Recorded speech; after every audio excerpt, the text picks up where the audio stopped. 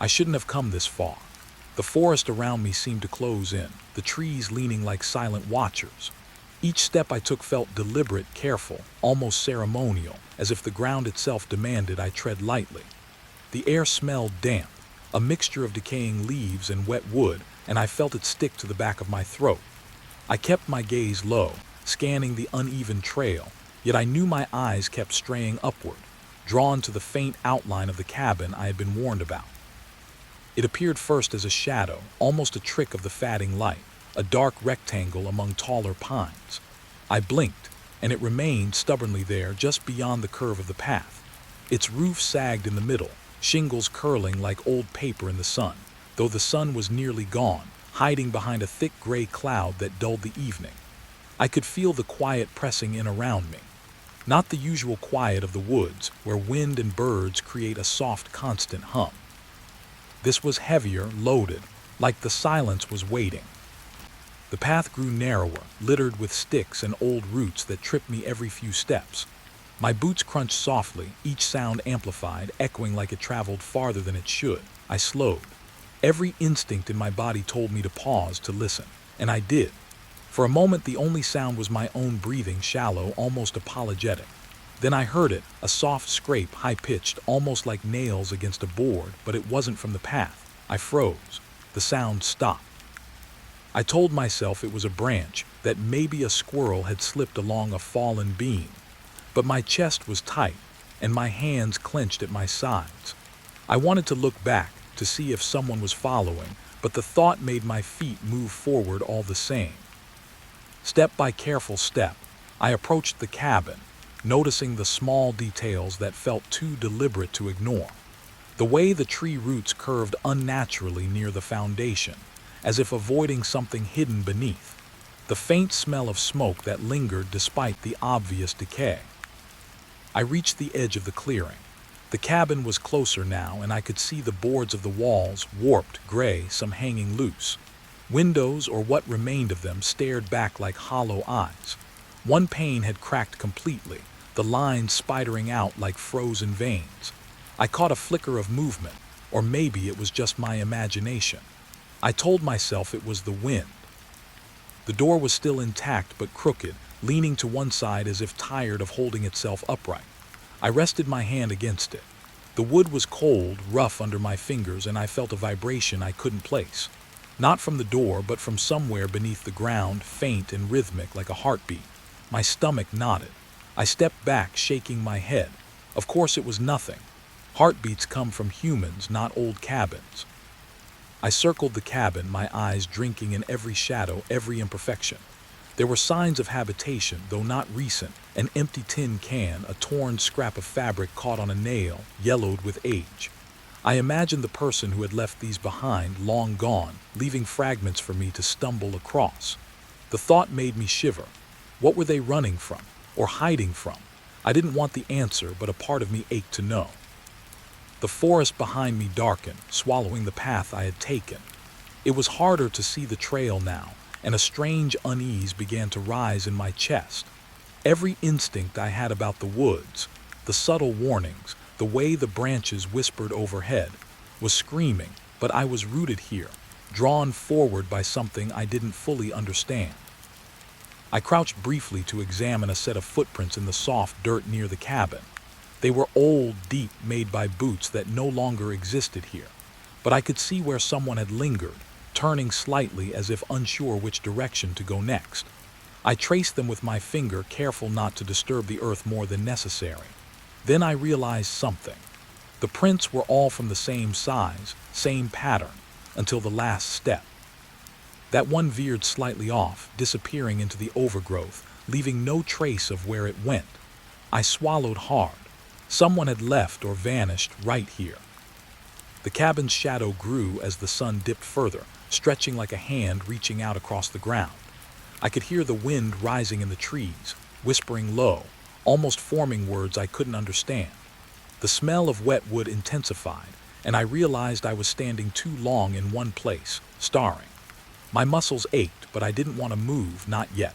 Something was waiting inside, something that belonged to this place and had been waiting longer than I could imagine. I walked around the corner and saw the back of the cabin. A small, broken window hung slightly open. I could see the interior faintly through the gap. Dust floated in lazy beams of fading light. I didn't step closer immediately. I watched the dust move, felt the air shift. The inside smelled of mold, of old firewood, of something else, something sharp, metallic, and almost sickening. My stomach turned, but a strange fascination kept me rooted. I wanted to see it, to know what had been here all those years. I noticed the floorboards beneath the window. Some were splintered, others bowed under their own weight. A faint groove in the dirt led from the front to the back, as if someone had carried something heavy in a hurry, or dragged it.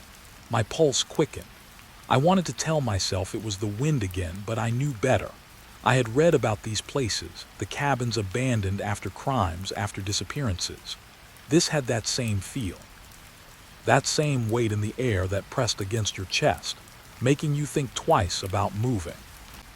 I finally stepped back and settled against a tree, just far enough from the cabin to watch without being too close.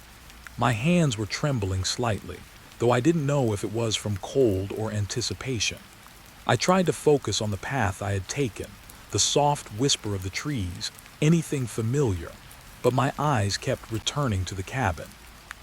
And then I noticed the first faint trace of something I hadn't seen before. A symbol etched into the corner of a wooden beam, small, simple, yet deliberate. A triangle with a line through the middle, scratched deep enough to catch the dim light. My breath caught. Symbols like this don't appear by accident. They mean someone or something had claimed this space, had wanted to leave a message. But for whom? For me, for anyone who might stumble here. I shifted my weight, trying to let my thoughts calm. I told myself it was just an old prank, the work of someone long gone. But my mind refused to settle. Every shadow of a tree, every creak of the branches above, felt like it was moving with intent. I could almost hear footsteps behind me in the distance, though when I turned, nothing moved.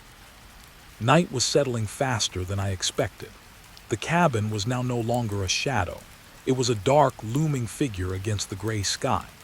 I realized I had been circling, lingering too long, and I needed to make a choice. I could stay here, let curiosity guide me into that darkness, or I could leave, back the way I came, and try to make sense of what I had just witnessed from a distance. But even as I thought about leaving, I couldn't. Something deeper than curiosity, something almost magnetic, kept me anchored. The cabin seemed alive in a way that made my skin prickle. It was as if it was breathing, waiting for me to take that first step closer. I could hear it in my chest, in the dull thump of blood, in the way the wind seemed to echo my hesitation. I took a slow, deliberate step forward, and the air seemed to grow colder. Not a chill of the night, but a cold that pressed against my lungs, as if warning me not to go further. My boots crunched softly against the leaves, and the sound seemed louder than the world around me, or maybe everything else had faded. The cabin waited, quiet, patient, watching. And in that silence, I realized something unsettling. I wasn't alone. Not in the usual sense, not with a person, but I felt eyes. Not the kind you can see, but the kind that press against your mind, heavy, waiting, assessing. My chest tightened. I wanted to run, to turn back, but my feet remained planted. Something had made this place. Something had marked it, waited in it, and it knew I was here. I leaned closer, just enough to see the door fully, crooked and swollen with age. A single hinge groaned faintly, like it had remembered a weight long forgotten. I could almost imagine someone, or something, standing inside, watching me through the cracks, their breath mingling with the dust and decay. I shook my head.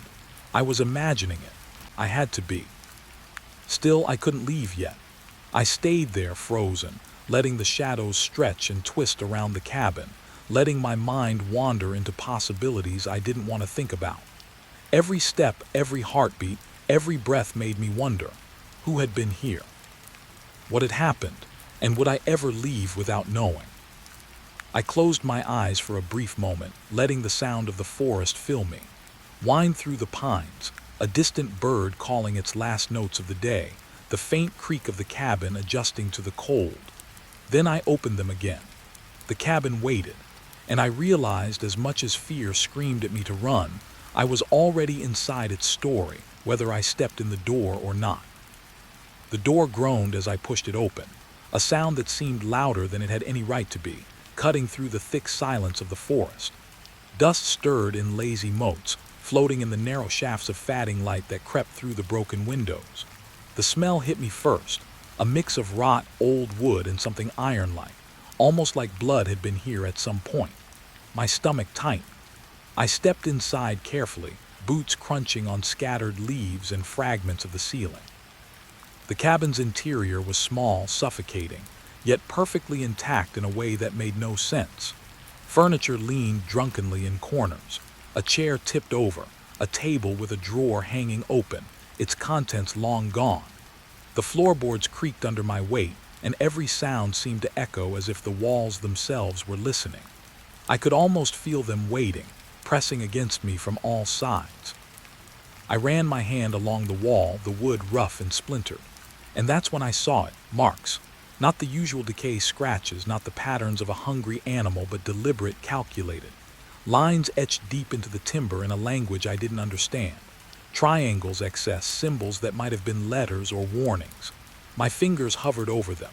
They were recent, fresh. The smell of the wood near them was different, sharper, almost pungent. My pulse quickened. Someone had been here, and not long ago. I crouched to examine the floor closer. Scattered across the planks were remnants of everyday life. A cracked mug, the handle missing. A tin of matches, mostly used up. Scraps of paper, faded and curling at the edges. I picked one up. It had faint handwriting, smudged as if the person had trembled while writing. The words didn't make sense at first, fragments of thoughts, a warning, maybe a confession. I read them aloud quietly, almost under my breath, and felt the hairs on my neck rise. "Do not open the door, they are watching from inside." I froze, gripping the paper tighter. The wind whispered outside, rattling the broken panes, but I couldn't shake the feeling that the warning was meant for me. Someone, or something, was waiting. I told myself it was a trick of my imagination. It had to be. But the marks on the walls, the fresh-smelling scratches, the half-written note, they were undeniable. I moved toward the fireplace, its hearth empty except for ashes that hadn't fully turned to dust. Something about it caught my attention. Scratches along the brick edges, small grooves that could have been claws or nails. My mind raced. Had someone been trapped here? Had they left these marks in desperation? I tried to calm myself, to reason it away, but the cabin had a pulse, subtle but undeniable, like a slow heartbeat beneath the floorboards. I turned toward the corner and noticed a shadow that didn't belong. The light bent oddly around it, too sharp, too deliberate. I stepped closer, feeling the floor sway slightly beneath me. The shadow didn't move naturally.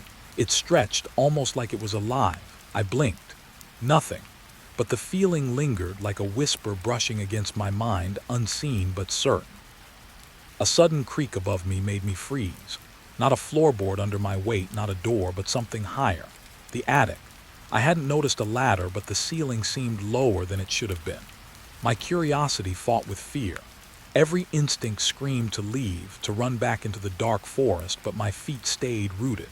Something inside me needed to see it, to know what had left these marks. I followed the sound to the staircase, narrow, collapsing in places, each step groaning under the slightest pressure. I held the railing with both hands. Dust fell from the ceiling above, swirling in the pale light like tiny ghosts. I reached the top and saw the attic door slightly ajar. A thin line of darkness cut across the cabin, inviting and threatening at the same time. I reached out, my fingertips brushing the splintered wood. Cold. The kind of cold that seeps into your bones, making you question your own courage. Pushed gently. It swung inward on rusted hinges with a whisper, revealing a small attic space, walls lined with old boards and nails. The air was heavier here, thick, almost suffocating. I noticed more marks, symbols etched into the rafters, some matching the ones downstairs, others new, twisted in ways I couldn't interpret. A small scrap of paper stuck to a beam caught my eye. It read, barely legible, "They hear everything, they see the cracks, never let them inside." My throat tightened. Who were they? And why had I come here? I crouched again, scanning the floor. Footprints, tiny and deliberate, marred the dust, leading toward a corner where a chest lay half open. The chest wasn't large, but it seemed impossibly heavy, as if filled with things that shouldn't exist. I hesitated, then lifted the lid. Inside, folded clothing, old photographs, a rusted knife. The photographs made my stomach turn. Faces, blurred at the edges, staring back at me with expressions that were impossible to read. Fear, pain, maybe resignation. And one photograph was different. Crisp, recent.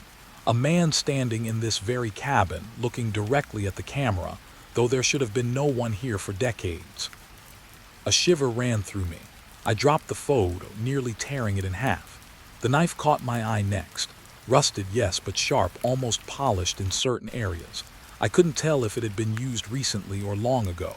My hand hovered above it. Something told me that touching it would bind me to the cabin in ways I couldn't undo.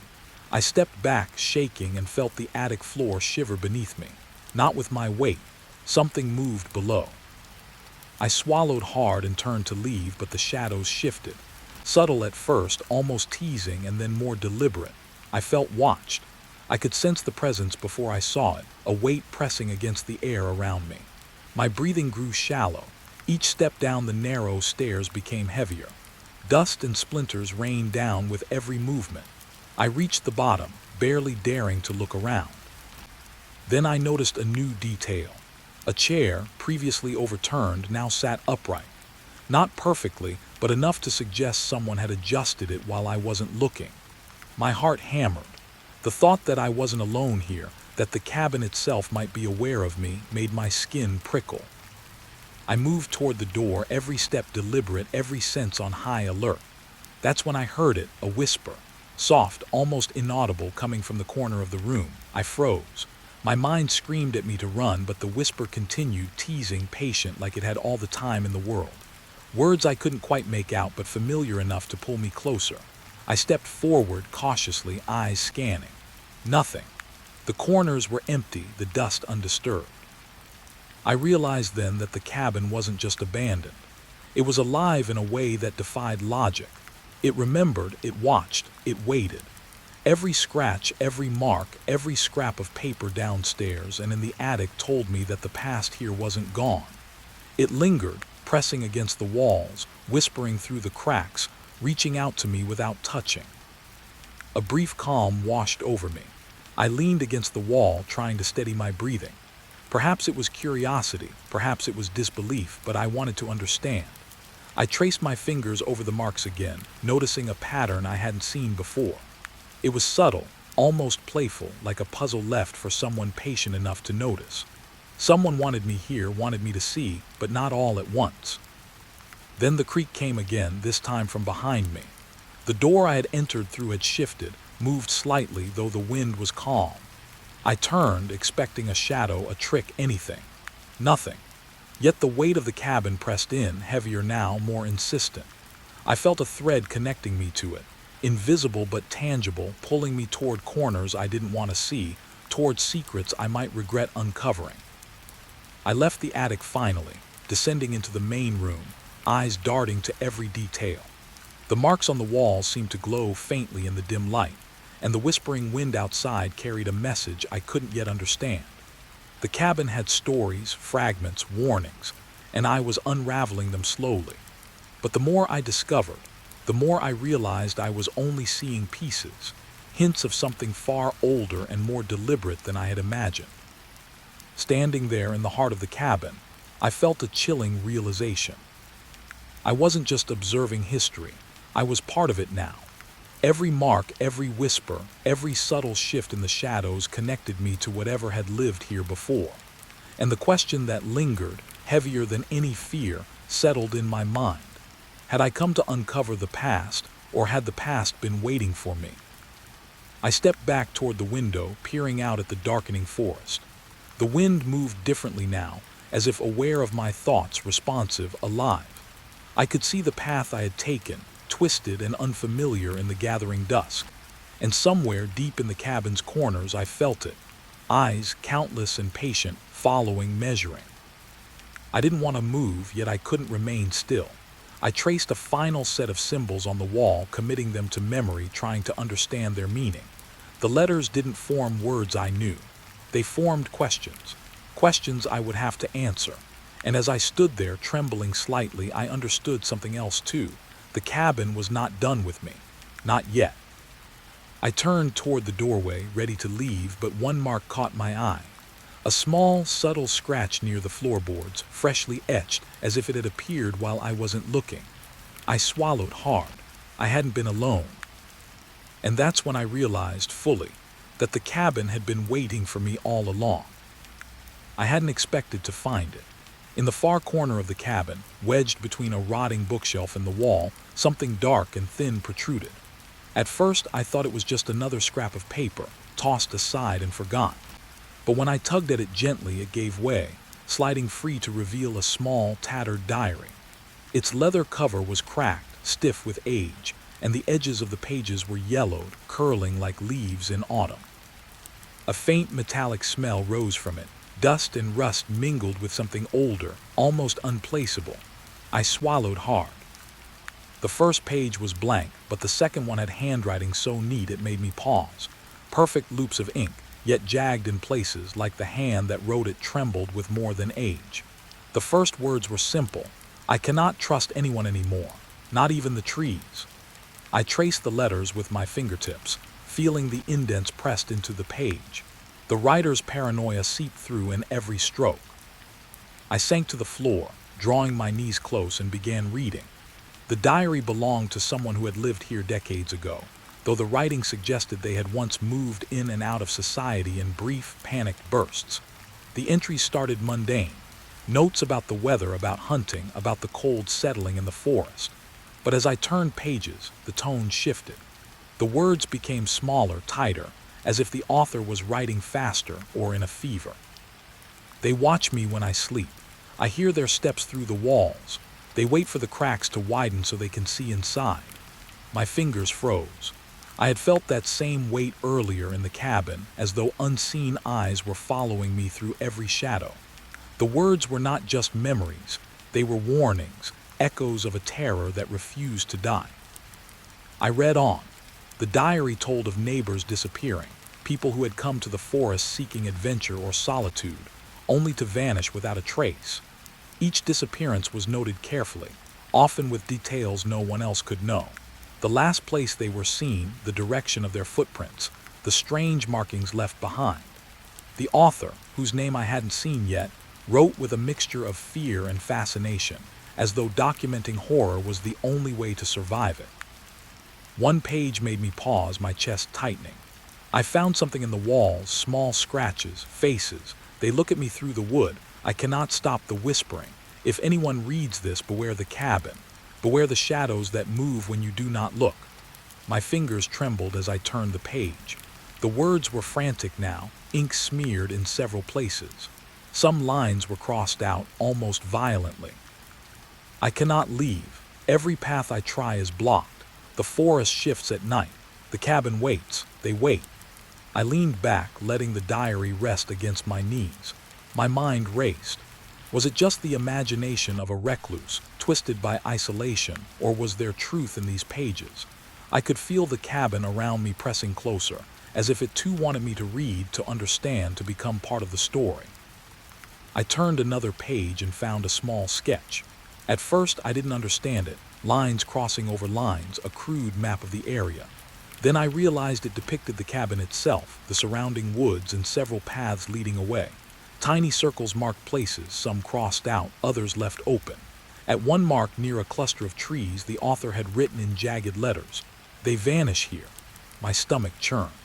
I had walked one of these paths today, almost exactly.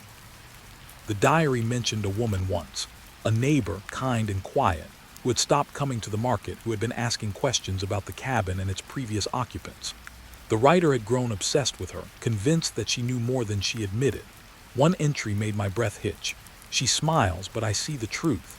They've taken her to the shadows. I hear her voice sometimes, calling from the walls. I pressed my hand to my mouth, feeling the same chill rise that I had felt when I noticed the attic marks. I didn't want to read the next page. My instincts told me to close the diary, to run outside, to escape the weight that had settled in my chest. But curiosity, that slow, relentless curiosity, won. I turned the page. The handwriting was more erratic here, jagged and uneven, almost unreadable. Words repeated themselves. Do not sleep, do not trust. They are patient, they wait. A noise made me flinch, a scrape, faint but deliberate, somewhere above in the attic. My heart raced. My eyes darted to the ceiling beams. Nothing visible moved, but the tension pressed in, as if the cabin itself were aware I had uncovered more than I should. I held my breath and read on. The diary's author revealed a pattern. The disappearances weren't random, they followed something, some invisible pulse in the forest. They take what they choose, then hide. I've tried to leave, but the paths shift, the trees change, even the wind misleads. If I step outside at night, they follow, always following. The words clawed at my mind. I felt a thread connecting me to these events, distant yet immediate, like history bending toward my presence. I noticed something subtle on the next page, fingerprints. Not my own, though I checked carefully. Small, smudged, pressed into the paper. I didn't recognize them. My fingers hovered over them, hesitant. It was as if the diary itself carried the weight of the cabin's past, a lingering residue of someone or something that had been very close. The entries became increasingly frantic, the author writing long stretches without paragraph breaks, the ink blotting in places. I hear the scratching beneath the floor. They have learned my steps. I cannot rest. I must mark the walls. I must leave warnings. Do not enter. They do not sleep. The air around me seemed to thicken. I could hear the faintest of groans in the timber, the softest whisper of wind or something else through the cracks. I turned another page, and another. The diary detailed nightly observations, sounds in the trees, movement in the shadows, faces glimpsed through cracks and broken windows. Each note escalated in tension. I felt my own pulse synchronize with the words. I was walking the same path of fear the author had once walked, feeling the same creeping dread in my chest, the same watchful presence pressing in from the walls. One entry made me shiver. I cannot tell the difference between imagination and reality anymore. The cabin is alive. It shifts, it watches. I know it feels me as I feel it, and I fear it will not release me. I ran my hands through my hair, breath uneven. The words reflected what I had felt when I entered. The subtle movement of shadows, the sense that every corner of the cabin was aware, sentient, alive with the past. Then the diary revealed something I hadn't expected. A name. The author had signed the final pages in hurried, jagged letters. Elias Wren. A recluse who had once lived here, obsessed with the forest, with shadows, with secrets that no one else could see. I whispered the name aloud. It felt like a key, a link, though I had no idea to what. What had driven him to such paranoia? What had he witnessed that made him so fearful of the world outside, and inside the very walls he inhabited? Another page, partially torn, revealed the final warnings. If anyone finds this, know the cabin does not forgive. Do not look too long at the walls, do not follow the paths, do not listen to the whispers. They are patient. They remember. They will wait. The ink was smeared across the last words, almost like the author had written them in a rush. As if something was close, something unseen pressing him to finish before it was too late. I pressed the diary to my chest. My mind raced, every nerve alert. Outside, the forest darkened, the wind rising. Shadows shifted across the walls, elongating and twisting as if they were aware of my discoveries. I realized that I was not just reading history. I was experiencing its echo, its residue, the paranoia and dread that had trapped Elias Wren. The diary was a bridge, and now I was standing on it. A sudden sound, a thump, low and deliberate from the back of the cabin, made me freeze. I hadn't moved an inch. I could feel the air shift as though something had exhaled behind me. The diary slipped slightly from my hands and I caught it before it hit the floor.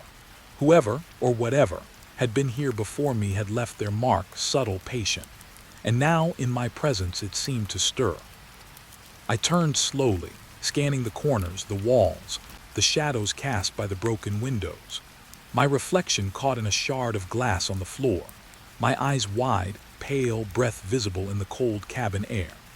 I realized with a chill that I had stepped into a cycle, a chain of events that Elias Wren had begun, and I was walking it blindly, following breadcrumbs he had left behind in paranoia and fear. The diary revealed his last entry. I think they are here, watching. Always, I am not alone. The walls remember. I do not know if I will wake tomorrow. I closed the book slowly, breathing shallowly. I knew he had not left, not fully, and I sensed as my fingers lingered on the cover that something from the past remained, quiet, patient, tethered to the cabin, waiting for the next person who came close enough to notice. I rose to my feet, the diary in hand, heart hammering, mind alive with questions I did not dare ask aloud. The cabin felt alive around me, watching, shifting slightly in the wind, waiting for me to take another step. I realized that the diary was more than a record. It was a warning, a lure, and a reminder that some places never truly let go of those who intrude. I left the corner, careful not to disturb anything else, but I couldn't stop glancing back at the space where I had found the diary. There was something in the shadows, something patient, something that had been waiting for my curiosity. I knew that this was only the beginning, that the diary had opened a door not just to Elias Wren's mind, but to whatever still lingered here, in the walls, in the floorboards, in the dark corners of the cabin.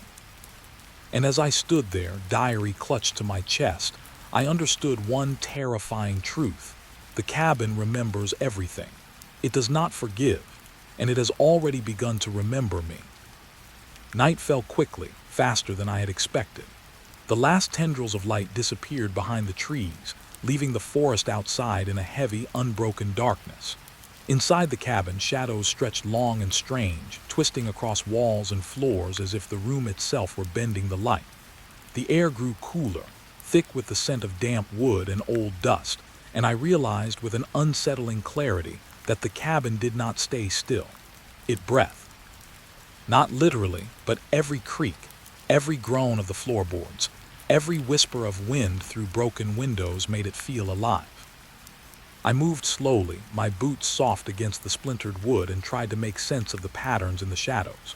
They shifted as I walked, stretching across walls in ways that made no sense. A chair leaned at an angle that changed when I wasn't looking. A pile of leaves by the doorway seemed to shiver, as if stirred by something unseen. I told myself it was my imagination, that it had to be, but deep down, I knew I wasn't imagining it. I stopped in the center of the cabin, ears straining.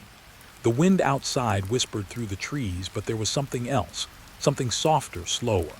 A creak from above, then another, not matching the sound of the attic boards, as if someone or something was packing overhead. My pulse accelerated and I forced myself to breathe slowly, counting each exhale, trying to ground myself. Still, the feeling persisted. I was not alone. I remembered the diary I had found, the desperate words of Elias Wren, the warnings about listening too closely to the walls, about the cabin remembering. I pressed the diary to my chest, and the words seemed to pulse, like a heartbeat in my hands. Had I disturbed something by opening it? Or had it been waiting for me all along, tethering me to the house in ways I couldn't understand? The shadows shifted again. I turned toward the far corner where a tall cupboard stood against the wall. Its door had been slightly ajar earlier, but now it was closed. My stomach tightened. I could have sworn I saw it move.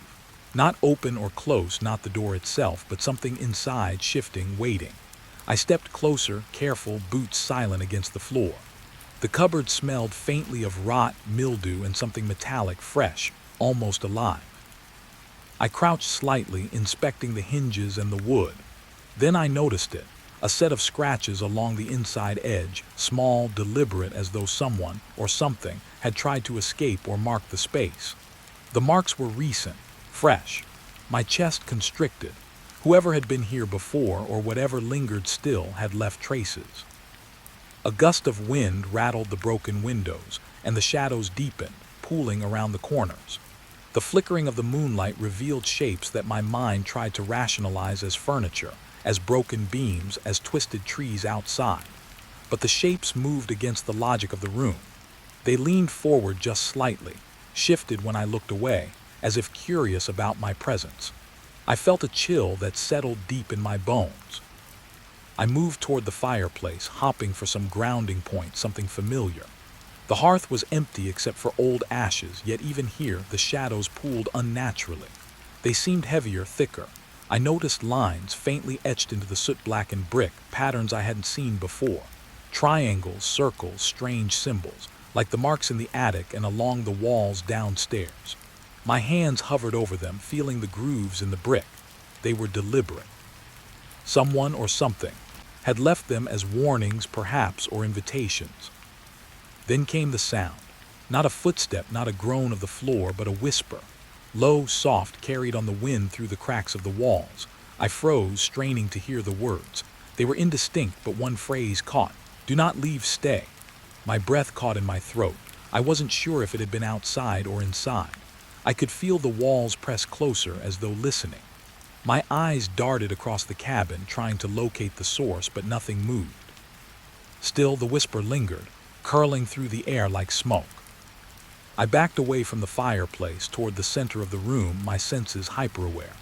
Every detail, the way the shadows stretched, the subtle shift in the floorboards, the faint groan of the roof above, felt charged with intent. I told myself I had entered a haunted space, yes, but one that was alive in a strange, patient way. It wasn't screaming. It wasn't attacking. It was watching, waiting, testing me. A soft scrape sounded from the far wall. I turned sharply. There was nothing there, yet the sound had substance, weight. My hand trembled as I reached toward the wall, brushing my fingers over the cold wood. Tiny grooves, shallow scratches, freshly carved. I could feel the edges with my fingertips. Someone or something had been close enough to leave its mark while remaining unseen. I stepped toward the window, needing some sense of connection to the outside world. The moonlight fell across the floor, illuminating the scratches I had noticed before. They were everywhere now, or maybe I hadn't noticed them earlier.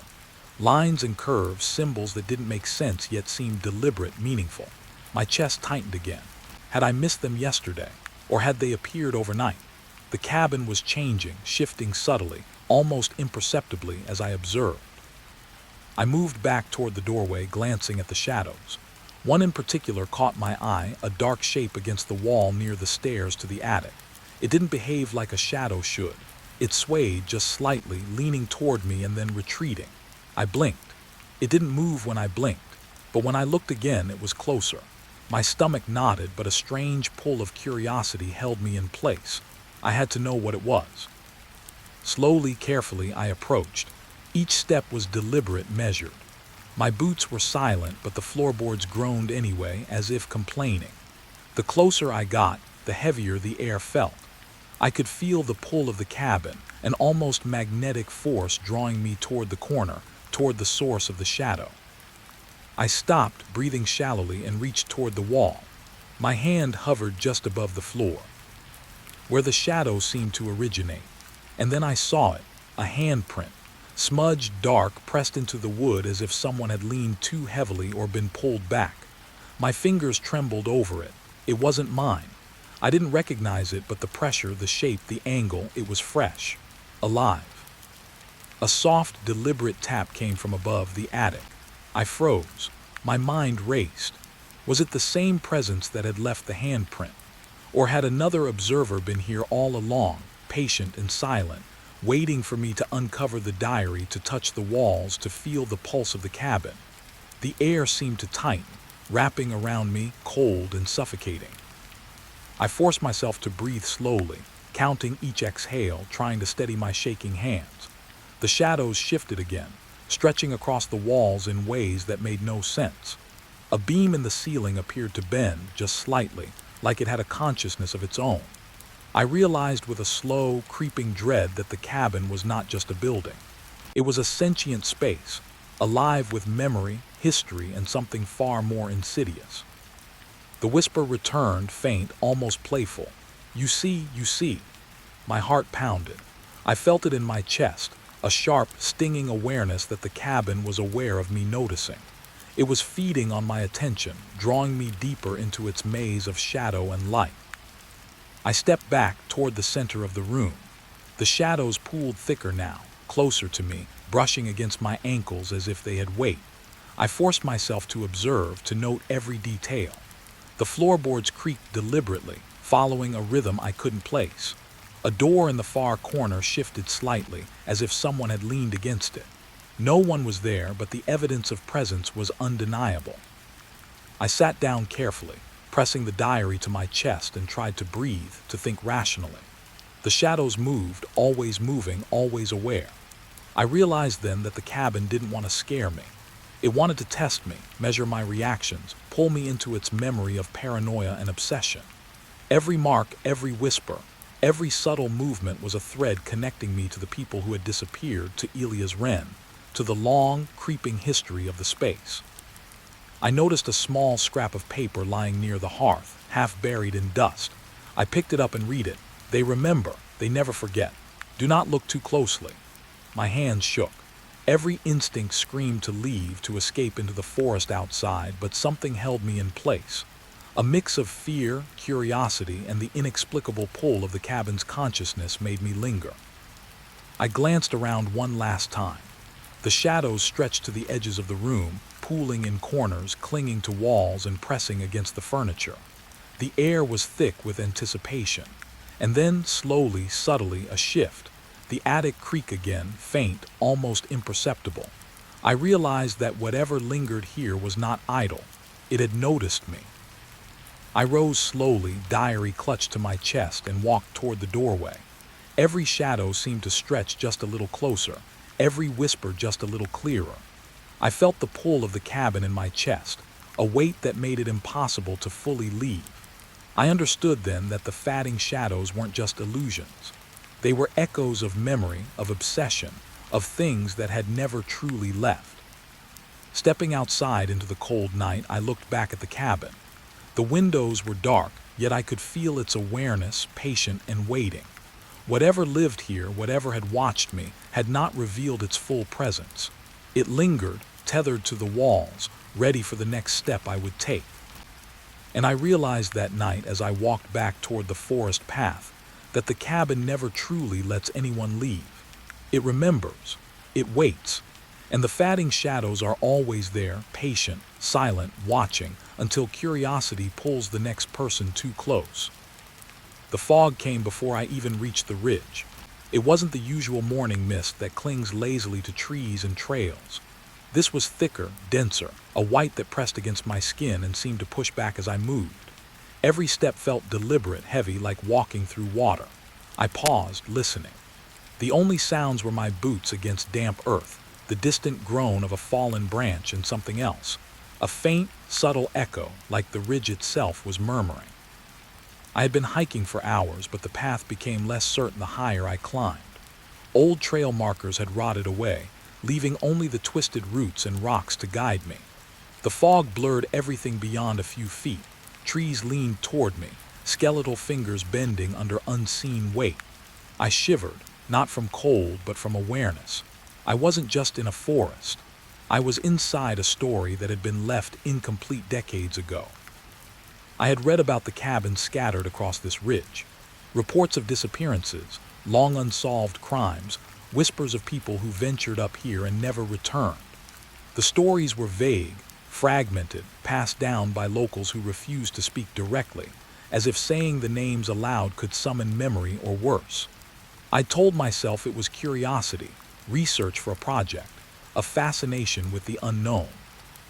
But now, surrounded by white, I felt that curiosity transform into something heavier, an almost physical dread. A shape appeared in the fog. At first I thought it was a tree, a gnarled stump twisted in the wind, but it shifted slightly as I drew closer. My heart quickened. I stopped, squinting through the white. The shape seemed deliberate, too symmetrical for a fallen trunk. I stepped closer. A cabin, long abandoned, sagging under years of neglect, its walls darkened with age. Windows stared like empty eyes, and the roof sagged in the middle, holding rainwater like a pool. I approached slowly, boots crunching over gravel and rotting leaves. The air grew colder near the cabin, sharp and damp, carrying the scent of mold and smoke long extinguished.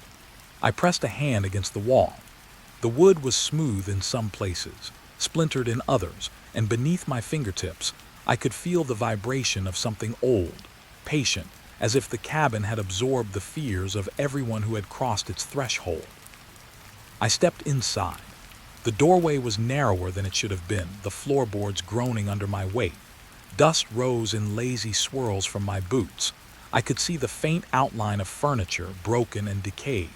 A table leaned precariously in the corner, covered in layers of dirt and leaves. The remnants of a life once lived, but whose? Who had vanished into these walls? The fog pressed at the windows, turning them into opaque mirrors of white. I could not see the world outside. I could only hear it, the distant wind, a branch scraping the roof, a subtle creak from the floor above, as if someone or something was packing unseen. My pulse throbbed in my ears. I reminded myself, there was no one here, there couldn't be, and yet every instinct I had told me otherwise. I moved through the cabin, careful to avoid the weakest boards. My hand brushed over a chair. Its back was carved with initials, a date. I knelt, reading 1937, a year that held no meaning for me except the fact that it tethered someone long gone to this place. I imagined them here, living, moving, disappearing. I imagined their eyes watching me now, curious or accusatory. The thought made my stomach twist. Then I heard it, a whisper, soft, almost imperceptible, brushing along the walls. My skin prickled, I froze. "Hello?" My voice felt alien in the cold, musty air. No answer, just the whisper again, curling around the room like smoke. I pressed my hand to my chest, telling myself it was the wind, a trick of acoustics, but deep down I knew better. The cabin remembered, the ridge remembered, and it was watching me. I stepped back outside. The fog had thickened, wrapping the ridge in a white shroud. The path behind me had vanished. Every tree looked the same. Every shadow seemed alive, stretching toward me, receding when I blinked. I could feel the weight of history pressing on my shoulders. Every crime, every disappearance, every scream the locals had refused to speak aloud seemed to hang in the mist, pressing at my mind, whispering.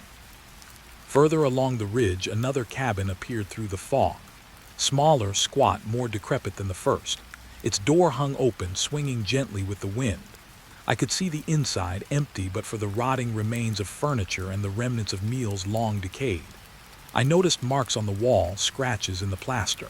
Fresh or old, impossible to tell.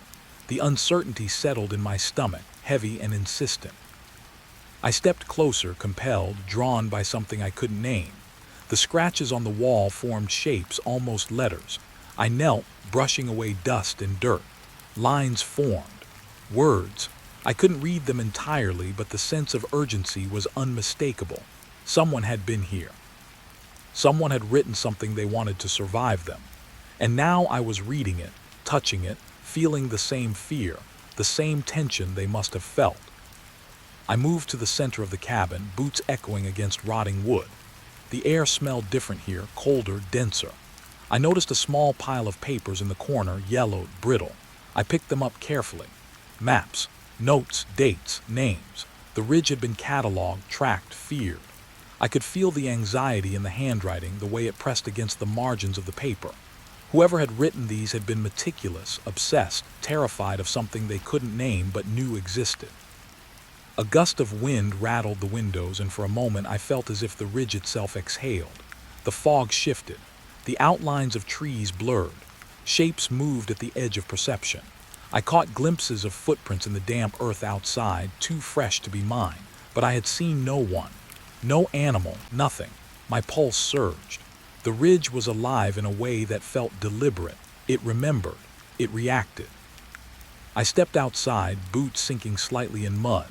The fog had thickened into a solid wall.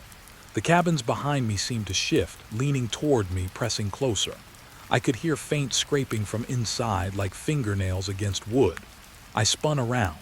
Nothing. But the air felt charged, aware of my presence, anticipating my next move. I pressed forward along the ridge. Each step was heavier than the last. Each breath fogged in front of me.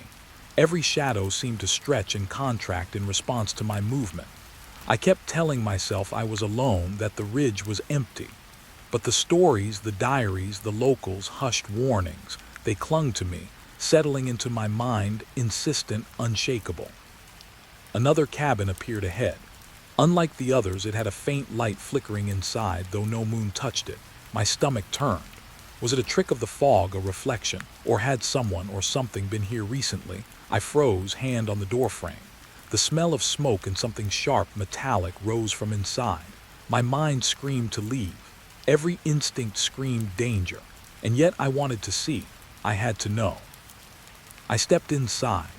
The light was faint, dancing across the walls, highlighting splintered beams and broken furniture. Shadows leapt at the edges of my vision. I noticed more scratches, symbols etched into the floorboards and walls. Each mark told a story. Each mark was a warning, a memory of someone who had passed through this place before me, someone who hadn't left. A whisper curled along the walls, clearer this time. "Do not follow," my breath caught. I pressed my hand to my chest, feeling the rapid thrum of my heart. I wanted to leave.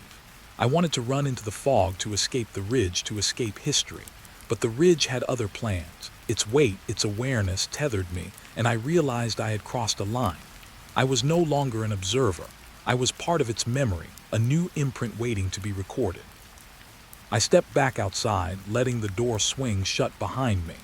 The fog pressed in closer, the cabins receding into white shapes, indistinct but watchful. I could feel them, the history of the ridge, the crimes, the disappearances, pressing at the edges of my mind. Every footstep forward was a negotiation, a test. Every breath, a reminder that curiosity was dangerous here. As I continued along the foggy ridge, I realized that the cabins weren't empty. Not entirely. Something lingered, patient, aware, marking its territory in shadows, whispers, and scratches. It had been waiting for someone to remember it, someone to notice. And now, as I walked through the mist, I understood that the ridge had chosen me to carry its story forward, to feel its weight, to walk the line between observer and participant. I glanced back. The first cabin, dark and silent, seemed almost to lean toward me like a silent sentinel. The fog swirled, and I could almost see movement inside, tiny shifts, just at the edge of perception. I quickened my pace, but my mind stayed alert, every sense stretched taut. The ridge, the cabins, the fog, they were alive, and they remembered every step I took. I pressed on, deeper into the fog, the weight of unsolved crimes and lost lives pressing at my chest. Every sound, every shadow, every scratch in the wood became a message, a warning, a memory. I knew that the ridge would not release me easily, and I knew in the hollow certainty of the fog that I had stepped into something that would linger in my mind long after the path ended, long after the cabins faded behind me. The fog thickened again, and I slowed. Each cabin I passed, each shadow I glimpsed, whispered of things I could not yet see, of histories I could not yet understand. And somewhere ahead, deeper in the mist, I felt the pull of another cabin, another story waiting to be discovered, waiting to reach for me. The cabin was darker than I had expected, not just from the absence of light, but from a weight that seemed to press against the walls, a shadow density that made the air itself heavy. My boots scuffed against the floorboards, raising small clouds of dust that floated like ghosts in the thin light from a broken window. I froze. Something was different here, something small, subtle, but undeniably alive. I crouched to inspect the floor. Dust coated everything, but beneath it were marks, footprints. Not old, weathered prints from decades ago, but newer, sharper impressions, like someone had walked here only days or hours before. My stomach turned cold. The shape was clear, a worn boot scuffed at the heel, dragging slightly in places, and the other set smaller, lighter, perhaps someone younger. Someone had been here unnoticed, watching, waiting. I followed the trail slowly, careful not to disturb it. The prints led past a collapsed chair, past a table covered in debris. My fingers brushed over objects left behind. A broken tin cup, a small cloth, a fragment of a book, pages curling and yellowed. These were personal belongings, signs of a life once lived here, or maybe still lived. Each item felt like a message, a trace left for anyone brave or foolish enough to come this close. The air smelled faintly of smoke and damp earth. I drew in a breath, letting the scent fill me. It was familiar and alien at the same time, like a memory that belonged to someone else, yet somehow pressing against my own mind. I imagined whoever had left these things, moving through the cabin silently, marking the floor with boots that now haunted me. I could almost hear their heartbeat in the floorboards, a rhythm that matched my own. I moved toward a corner of the cabin where the footprints ended abruptly. There in the dust was a small pile of papers, stacked neatly as if placed for someone to find. I knelt and picked them up. They were notes, crude sketches, and fragments of words. Watch, not alone, must leave soon. My hand trembled as I traced the letters. Someone had been terrified here, writing for survival, leaving a breadcrumb trail that led me straight into the thick of their fear. A faint sound made me jerk upright, a creak subtle, almost deliberate. I spun slowly, eyes scanning every corner. The cabin seemed to shift in the shadows, furniture leaning at impossible angles, beams stretching slightly as though breathing. The footprints, the objects, the papers, they were all evidence, yet something else was present, watching me. The cabin was alive in memory, in the weight of human anxiety that refused to leave. I walked carefully along the prints, noting how they moved through the room with purpose. There were pauses, hesitations, turns. I traced the path to a small room at the back. The door was ajar. A soft chill spilled out from inside, carrying a hint of decay and something coppery. I pressed a hand to the doorknob, cold and sticky. Whoever had been here last had left traces that were too fresh to dismiss. Inside, the room was small, sparsely furnished. A bed frame leaned crookedly against the wall. Sheets, yellowed and torn, were piled in a corner. On the floor beside the bed were more footprints, smaller, lighter. I knelt, feeling the impressions beneath my fingertips. Someone had walked here barefoot. Someone had been afraid. My chest tightened. The thought of them packing, searching, hiding, filled the room in a way I could feel physically. I noticed a small chest near the window. It was locked, rusted shut. My curiosity urged me forward. The lock was brittle, and with a little force I pried it open.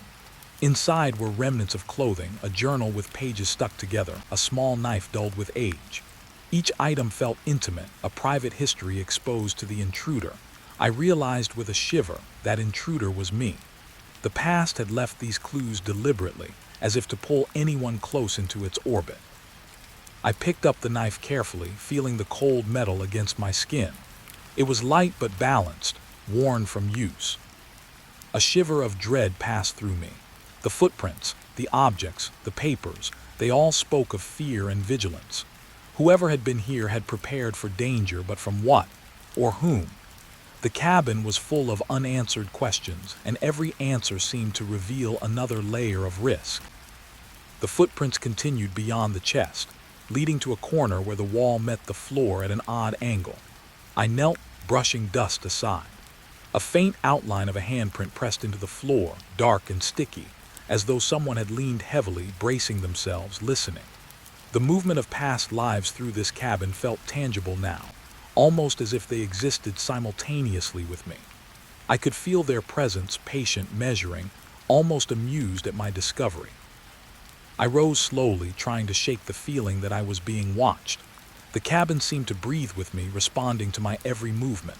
A board creaked overhead. I froze, listening. Nothing moved. And yet I could feel the weight of eyes, the pull of history pressing in from the shadows. My pulse surged. I realized that following the footprints had drawn me deeper, tethered me to memories I had no right to inhabit. I moved to the window, pressing my hand to the glass. The fog outside had thickened further, enveloping the ridge in white. The trees leaned closer, branches scraping against the walls. I could feel the ridge itself as a presence now, as alive as the cabin, as aware of me as I was of it. Every footprint, every personal item, every fragment of writing, all had been placed with intent, with a purpose that I could not yet comprehend. I turned back to the room. The footprints led toward a small door in the far wall. I hesitated. My instincts screamed to stop, to retreat, but curiosity was stronger than fear. I reached for the knob, cold and corroded.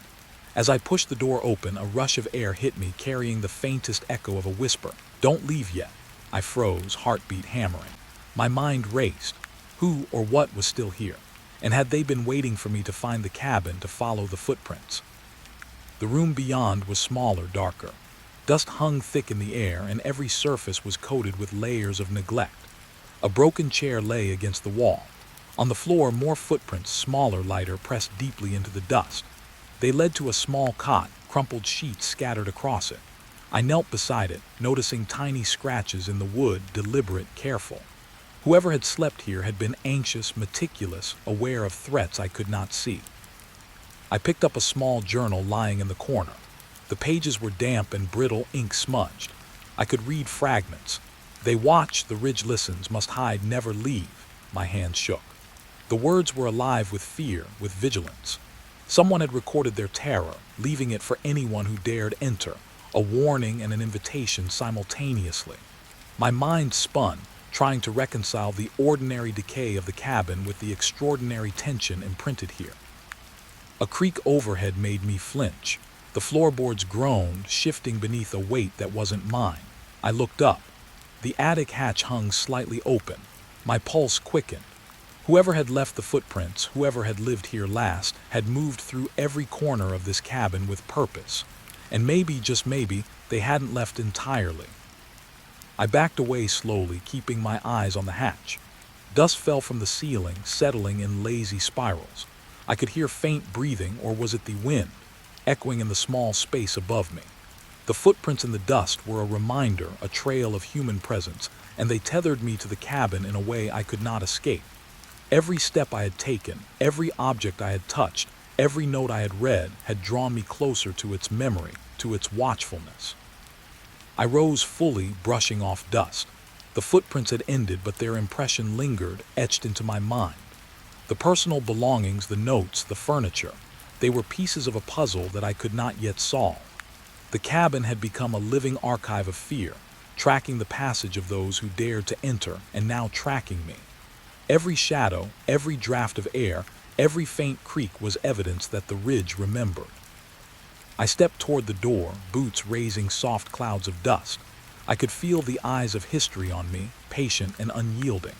The fog outside wrapped the ridge in a thick white shroud, and I realized I was cut off from the world, swallowed by the history of those who had been here before. The footprints, the journals, the objects, they were not just traces, they were invitations. Invitations to understand, to remember, to join the weight of the ridge itself. Before I left, I glanced back at the room one last time. Shadows pooled in the corners, dancing softly in the dim light. The dust on the floor shimmered faintly, as if stirred by a presence I could not see. The footprints had disappeared under my boots, but the memory remained. And I knew that whatever had left them, whether human or something else, was still here, waiting for the next person curious enough to follow, patient enough to feel the pulse of the cabin and the dust beneath their feet. The air in the cabin shifted the moment I stepped back from the footprints. Dust hung in lazy spirals, catching the fading light from the broken window, and the silence felt thick, almost solid. I could hear the faint creak of the floor beneath me, each groan echoing like a soft warning. Then I noticed it, the attic door. At first, it was just part of the wall, blending into the shadowed corner. But the longer I stared, the more it seemed alive. The wood wasn't just old. It seemed to pulse faintly, as if breathing. A chill ran down my spine, sharper than the cold that clung to the room. My hand hovered over the doorknob. The metal was icy to the touch, almost shocking against my skin. I swore I felt a faint vibration beneath my fingers, like the thrum of a heartbeat, slow and irregular. The door was locked, rusted shut, yet somehow it was calling to me, whispering something I couldn't quite hear, something that should have remained hidden. I pressed my ear against the wood. There was a sound, almost imperceptible, a low, drawn-out sigh like the house itself exhaling. My rational mind told me it was just the wind, the way it snuck through cracks in the old planks. But I could feel it, the presence behind that door, patient and watching. Every instinct screamed to step back, to leave, yet my curiosity pulled me forward inexorably. I circled the door, tracing the cracks in the wood with my fingertips. There were scratches here and there, deep enough to catch my nails. Human, maybe, or something that wanted me to think it was human. A memory surfaced, unbidden, the footprints, the notes, the objects I'd found earlier. Whoever or whatever had lived here before had left traces in meticulous detail, guiding me, testing me. Was this door part of the trail, or a trap? I knelt, brushing away dust from the bottom edge of the door. There were scuff marks, fresh, as if someone had leaned against it, pressing, listening. My pulse quickened. The cabin had taught me to read these signs. Footprints spoke of presence. Notes spoke of fear. And now this door screamed secrets in a language older than the ridge itself. My fingers tingled as if charged by something unseen. I tried the knob again. It didn't budge. The metal resisted, rust stubborn and unyielding. I pressed my ear closer. The sighing had grown into something more subtle, almost articulate. I couldn't understand the words, but the intention was clear. There was something trapped or contained behind that wood. Something that wanted to be noticed but not released. My stomach knotted with tension. Every instinct told me that curiosity here was dangerous, and yet I couldn't stop myself. I stepped back, scanning the room. Shadows pooled in the corners, stretching in odd directions, reacting to the movement of my eyes. The air felt heavier now, charged, and I realized I was holding my breath. A soft scrape from above made me jump. My heart thundered in my ears. The attic hatch just beyond the locked door was slightly warped, the wood uneven as though something or someone had pressed from the inside. My rational mind rejected the thought, but I could feel it. The presence was close, watching, waiting. I bent to examine the lock more closely. Rust had eaten the edges, and with effort I managed to loosen it slightly. As the lock gave, a gust of cold air spilled out, hitting my face like a living thing. It carried a scent that made my stomach twist, damp earth, decay, and a faint metallic tang. I realized the air was older than the cabin itself, thick with memories, with fear, with something unspeakable that had lingered too long. A sound drew my gaze upward. A shadow passed across the slanted ceiling. I froze. It was quick, deliberate. Too precise to be a trick of light. Something moved above me, unseen but undeniably present. I could feel the weight of its gaze, a pressure at the back of my neck. My breath caught in my throat. The footprints in the dust, the scattered belongings, the notes, they all converged here at this door. Whoever or whatever had been here last had hidden something in the attic, and it hadn't left willingly. I pressed my palm to the door, feeling the vibrations more clearly now. It pulsed, a faint rhythm, slow and uneven, almost like a heartbeat. And then a whisper, unmistakable, soft, urgent. "You shouldn't be here." My body went rigid. The sound wasn't in my ears, it was in my chest, in my mind. I stepped back, shaking, telling myself it was my imagination. But deep down, I knew it was. The cabin had never lied to me before. I circled the door once more, scanning for weaknesses, anything that might reveal a clue. There were scratches along the frame, small and precise, as if someone had been trying to escape or to mark something. I traced them slowly, my fingers leaving shallow trails in the dust. The more I touched, the stronger the sensation became, as if the door was aware, testing me, weighing my intentions. My pulse raced. I realized that this wasn't just a barrier. It was a guardian holding secrets I wasn't meant to uncover. A sudden creak from above made me flinch. The attic hatch shifted slightly. My mind spun. Could it have been the wind, the loose boards, or was it something more deliberate, something alive? I pressed my hand to the door again, feeling the vibrations deepen. I could sense movement above, small, subtle, almost rhythmic, like breathing, like a presence packing in anticipation of my next move. I knelt, peering beneath the door. Darkness pooled like a thick liquid. I couldn't see anything, yet I felt it. Eyes watching, measuring. The footprints I had followed earlier, the notes, the belongings, they had led me here. And now I was at the threshold of a mystery that stretched back years, decades maybe. I shivered, realizing that the cabin's last occupant hadn't simply vanished. They had left a trail of themselves in the dust, in the shadows, in the air. And now I was tracing it. I tried the knob once more. This time it moved slightly, reluctant, as if resisting on its own accord. A rush of air escaped from the gap, cold and pungent with the scent of damp wood and something metallic. I felt a shiver pass through me, the hair on my arms standing on end. The attic was alive with memory, and it wanted to be felt, to be acknowledged. But I hesitated. My instincts screamed to stop, yet the whispering pull of curiosity was irresistible. I leaned closer to the crack. The whispers became clearer, though still unintelligible, like a language half remembered from childhood dreams. I felt the weight of history pressing down on me. Someone had lived here, hidden in the shadows, leaving fragments for the next person to follow.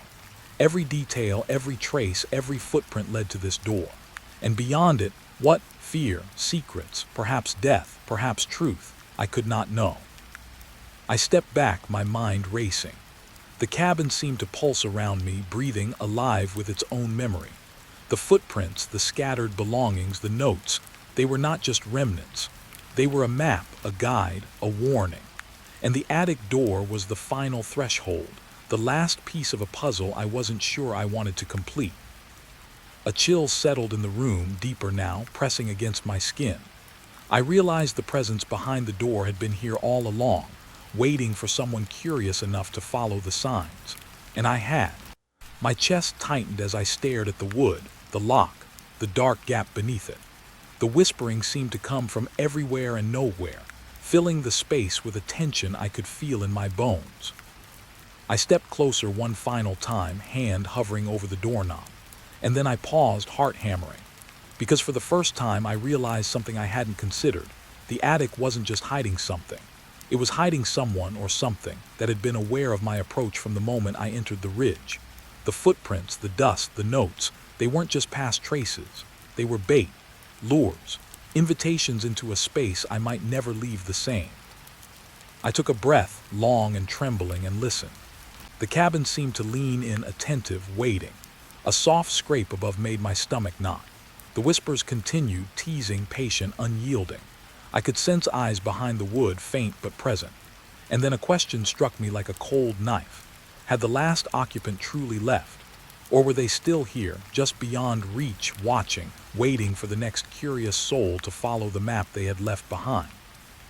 I stepped back from the door, dust rising in small clouds around my boots. The attic hatch shifted once more, subtle, deliberate, as though confirming my suspicion. The whispers didn't stop. They grew faintly, with an insistence I couldn't ignore. And for the first time, I felt the weight of the cabin's full attention, patient and unbroken. My curiosity had led me to the threshold of a secret I might never understand. I knew I should leave. I wanted to leave. But my eyes kept returning to the door. The presence behind it was patient, intelligent. And somehow I knew the next person to find this cabin would step into the same trap. I turned slowly, keeping my gaze fixed, knowing I could feel the eyes following me, measuring me, weighing my worth. And the whisper came again, soft and insistent, filling the empty cabin. "Don't leave, not yet." I took one last breath and stepped back into the main room, leaving the door untouched. The attic waited. The cabin waited.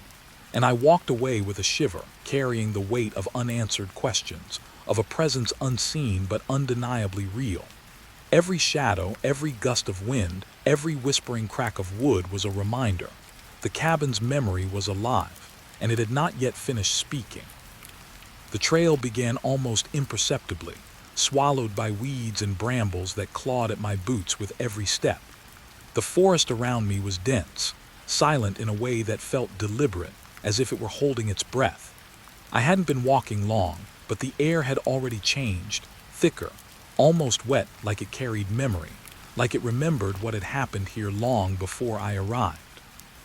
I paused to adjust my pack, the straps digging into my shoulders. The silence pressed against my ears, and I noticed the faintest rustle above me, leaves shaking though the air was still. My stomach tightened. It wasn't wind, I knew that immediately. There was something in the trees, or perhaps watching from their shadows. I forced a laugh, telling myself I was imagining it. But the feeling didn't go away. It grew heavier with each step, like the forest itself was pressing its past into me. The trail curved sharply, revealing a small ridge. From here the lake appeared, though mostly hidden behind mist curling along its surface. The water was unnaturally still, black in the fog, like it had absorbed all light and warmth from the world. My steps slowed. I could feel the weight of the place, the way the air seemed to hold onto its secrets. Somewhere across the water, a cabin leaned into the mist, its outline half swallowed, half demanding to be seen. I kept moving, boots crunching on fallen leaves and broken twigs. The path narrowed, squeezed by brambles that scratched at my arms. Every step felt like a negotiation. I didn't want to enter this place, yet I couldn't turn back. I had read about cabins like these, places abandoned but not quite empty, and I had always wondered what lingered after people left, or after they vanished. The stories told of whispers in the trees, footsteps on the porches, shadows in the windows long after the rooms had gone dark. The cabin grew clearer as I approached. Its wooden walls were gray, weathered, and warped. Windows gaped like hollow eyes. The roof sagged under years of neglect, and a single chimney leaned at an odd angle like it had been frozen mid-collapse. I swallowed hard. The air around it was heavy with decay, yet there was something else, something I couldn't name. Old smoke, maybe. Or perhaps the remnants of more than fire. Memories, fear, something waiting. I paused at the edge of the clearing. The fog rolled in lazy waves, wrapping the cabin in a soft, suffocating haze.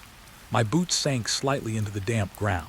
There were footprints here, faint, older than last week but younger than the cabin itself, pressed deep into the mud. I crouched, tracing one with a finger. The shape was human, unmistakably. Someone had been here recently, or something. My pulse quickened, not with fear, but with the electric thrill of discovery. Who had left them, and why?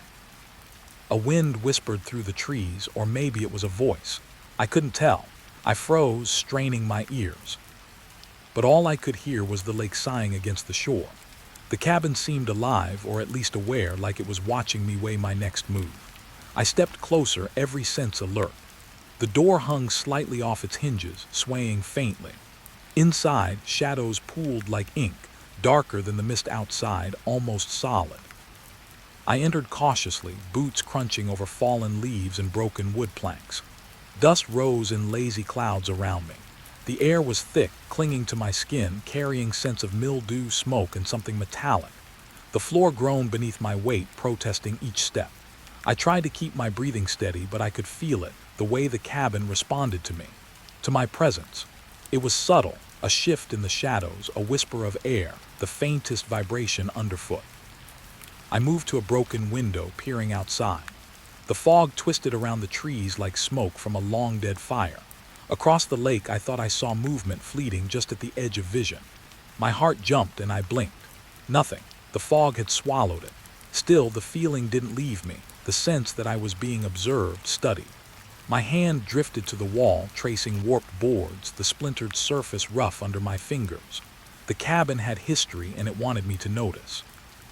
The floorboards shifted under me. A loose plank squeaked, then settled. I froze. My ears strained, and I heard it again. Soft, deliberate, a footstep, or maybe the echo of one from years past. It didn't belong to me. The cabin was full of voices I couldn't name. Every shadow seemed to lean closer, to follow my gaze. I could almost feel the weight of whoever had been here last, watching me, waiting for me to cross the threshold fully. I turned, scanning the main room. Old furniture lay overturned, coated in dust. The smell of decay was stronger here. An old chair, its seat torn, leaned at an impossible angle. A table, scarred and pitted, bore scratches, initials, symbols. I knelt to examine them. The marks were deliberate, small, precise, but their meaning was lost. Someone had been here, leaving traces like breadcrumbs. Were they trying to guide me, warn me, or trap me?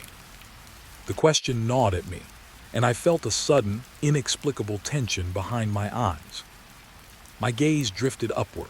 The ceiling beams were blackened as if by fire long extinguished. Shadows pooled in the corners, thick and static.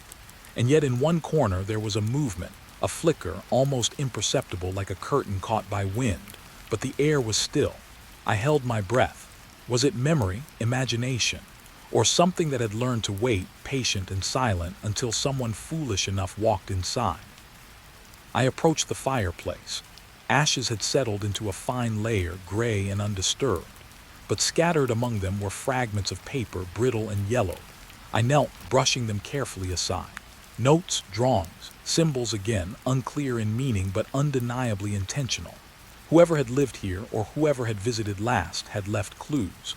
I realized with a chill that the cabin was not just abandoned.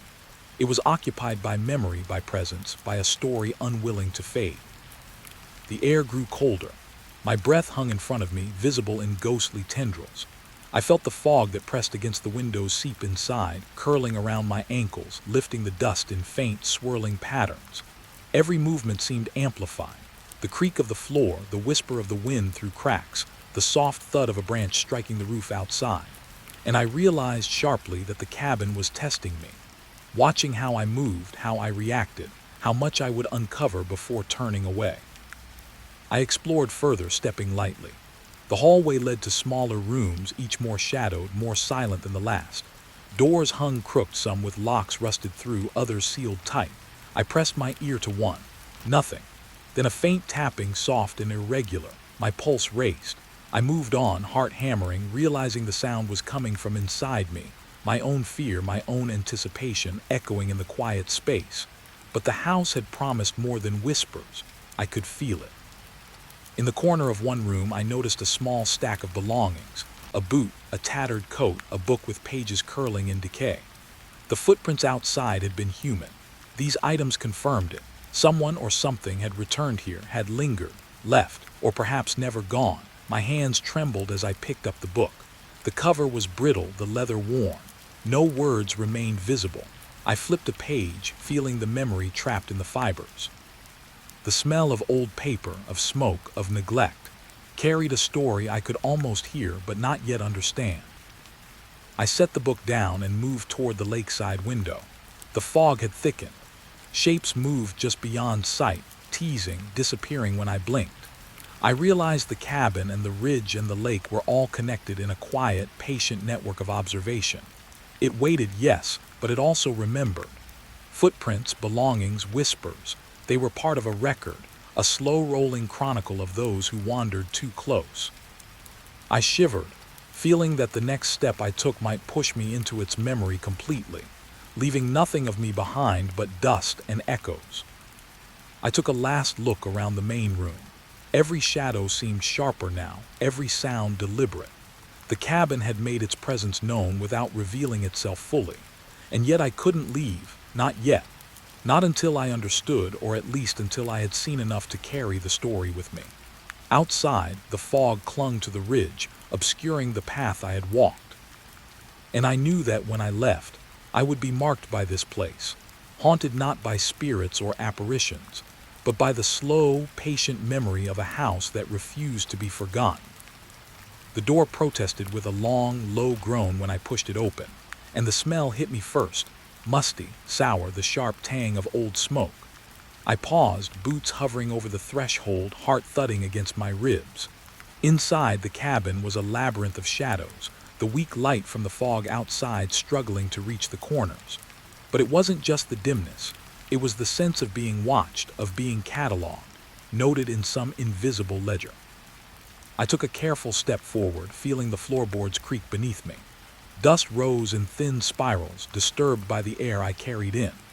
My eyes adjusted slowly, revealing scattered lanterns, toppled over or hanging crooked, their glass coated in grime. Some had a faint sheen of wax along the edges, melted long ago, or maybe just yesterday, I couldn't be sure. The air felt heavier here, thick with secrets that seemed to stick to my skin. I crouched to inspect the nearest lantern. Its wick was frayed, blackened. A faint smell of smoke lingered, stubborn. Around it, pages of journals were strewn, their covers cracked and faded. I picked one up, careful not to disturb too much, and felt the weight of it in my hands. It wasn't heavy, but it carried gravity, the kind that presses into your chest without warning. The handwriting inside was tight, precise, almost frantic in its rhythm. I read the first line aloud, voice shaking. I watch always, I keep them safe or I keep them from leaving. The choice is mine. A chill ran down my spine. Safe or imprisoned, the words danced on the edge of comprehension. I flipped the page, scanning hastily. Mentions of nightly vigils, of strangers passing too close, of things seen in the fog, footsteps, shadows, whispers. I shivered. Someone had lived here obsessively. And the obsession had a direction, a purpose I could almost feel but not name. A creak behind me made me start. I spun around. Nothing. Just a beam of light from the fog hitting the corner of a wall. I told myself it was the cabin settling, a loose floorboard responding to my weight. But the unease didn't fade. It lingered like a residue, a faint pulse in the air, and I realized I was already inside someone else's mind, tracing their routines, feeling their paranoia seep through the walls. I moved deeper, boots scuffing across uneven planks. Each room I entered revealed more fragments, journals stacked carefully on shelves, lanterns placed as if for ritual, scraps of paper with diagrams I couldn't decipher. Some pages were smeared with dirt, others with something darker, reddish-brown, crusted along the edges. I didn't touch those. My curiosity tugged me forward, but instinct whispered to step back. One room drew me in with an almost magnetic pull. The air was colder here, thick with wax fumes and old smoke. A single lantern, still upright, flickered in a draftless corner. Its weak flame illuminated a desk piled with notebooks, each open to reveal pages full of meticulous notes. Observations of the fog, of the lake, of passers-by, patterns, timelines. A life spent cataloging what might never be seen again. I ran a finger across the top page. The writing was obsessive, looping, almost frantic.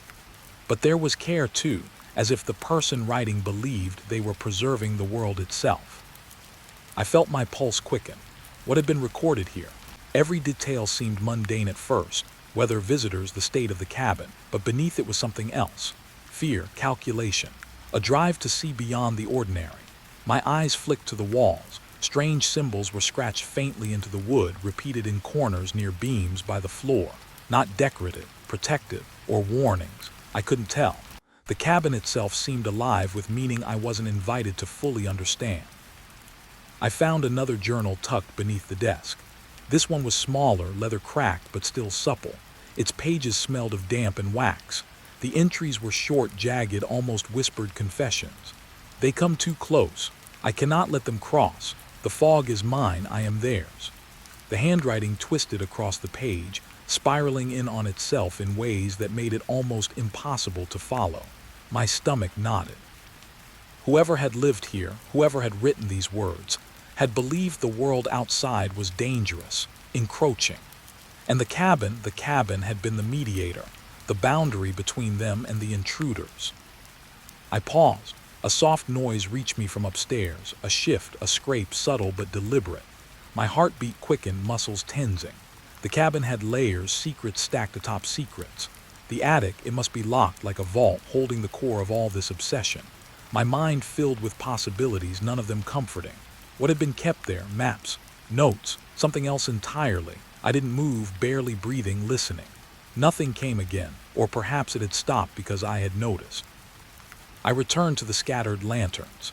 Each one seemed carefully placed to catch the eye, to illuminate something the keeper wanted remembered. I moved one, knotting the wax pooled unevenly at the base. A fragment of a note tucked beneath it. Observe, record, protect. The handwriting matched the journals. Repetition, ritual, obsession. The lanterns weren't just lighting the cabin, they were a guide, a warning, a memory, a confession frozen in flame. I traced a path across the cabin, following the lanterns, following the journals. Each step revealed more fragments of life. An overturned chair, a coat left draped over a banister, pages torn from notebooks and pinned to the wall. Names, dates, symbols, they weren't random. They were deliberate. Whoever had lived here had constructed a universe of paper, light, and shadow. And now I was walking inside it, intruding on its careful geometry. A sudden shift in the air made me glance upward. The ceiling beams were warped, but faint outlines of symbols were etched into them. I could feel the keeper's hand hovering, directing me, shaping my path. It was both fascinating and terrifying. The cabin was a confessional, a diary in 3 dimensions, and I was reading it from the inside. Each symbol, each flicker of candlelight, each scrap of paper whispered fragments of a mind unraveling slowly over years. I found a lantern hung near the fireplace, wick still intact. I lifted it and the faint flame caught, casting long, quivering shadows across the walls. The cabin seemed to lean closer, waiting. I noticed for the first time that the shadows didn't always align with the furniture. Some twisted oddly, moving as if in rhythm with a hidden pulse. I felt a vertigo of unease, the sense that the house had memories stored in its angles, in the wood, in the gaps between walls. A corner of the main room held a pile of journals bound together with string. I untied them carefully. One by one, I opened them. Observations turned into obsession. The keeper had recorded the fog, the lake, the trail, the ridge. Names of people who had walked too close. Descriptions of their faces, the way they moved, the direction they took. The cabin was not just home. It was archive, sentinel, prison, confession booth. And I, by reading, had stepped into its role, bearing witness to its carefully preserved confessions. I paused by a window. The fog outside had thickened. Shapes loomed and dissolved, suggesting presence, hinting at memory, reminding me that the keeper had watched constantly, tracked constantly. Whoever they were, whatever they had become, their life had left residues in the air itself. I could feel it brushing against my skin, whispering without words. I realized then that the cabin wasn't haunted by ghosts. It was haunted by its own obsessive memory, and now I was entwined in it. I lit a few more lanterns, creating pools of light that painted the journals and papers in warm, trembling hues. Each flame highlighted fragments of handwriting, initials, sketches, observations of the ridge, the lake, the woods, the paths of people who had walked nearby. The keeper had been methodical, careful, terrified of what might slip past their notice. And now, in these quiet moments, the purpose of their work became painfully clear. They had cataloged life, movement, intention, but they had also cataloged fear, mine and theirs. A sudden breeze stirred the cabin. I shivered, realizing no window had been opened. The lantern flames wavered, flickered, shadows danced. I sensed that the cabin itself had adjusted, responding to my presence, testing my resolve. Every step I had taken, every page I had touched, had been observed, preserved, noted. The keeper's confessions weren't just written. They had shaped the cabin into an extension of themselves, a maze of obsession where every flicker of light mattered. I returned to the desk. Another journal, smaller and more worn than the rest, sat open as if waiting. The handwriting was jagged, anxious. The keeper wrote of their fear of strangers, the fog, the lake. They wrote of boundaries crossed, of vigilance, of the need to maintain control over a world that seemed intent on intruding. Their sentences looped, overlapped, repeated. Each word reinforced the sense that someone had been here, alive with obsession, and that their story was incomplete, lingering in the air and the shadows. I moved to the fireplace. Ashes stirred slightly as if breathing. The room seemed to shrink around me. I could feel the keeper's presence in the way the journals were stacked, the lanterns placed, the symbols etched into walls and beams. I wasn't alone, though I couldn't see them, not physically. But memory, obsession, vigilance, it was all around me, pressing on my senses. Each step, each breath felt recorded, evaluated, judged. I stepped back toward the doorway, trying to leave, yet unable to shake the weight of what I had discovered. The journals, the lanterns, the symbols, they weren't just remnants. They were instructions, warnings, fragments of a mind that had tried to control the uncontrollable, to map the chaos of the outside world from within a fragile, burning room.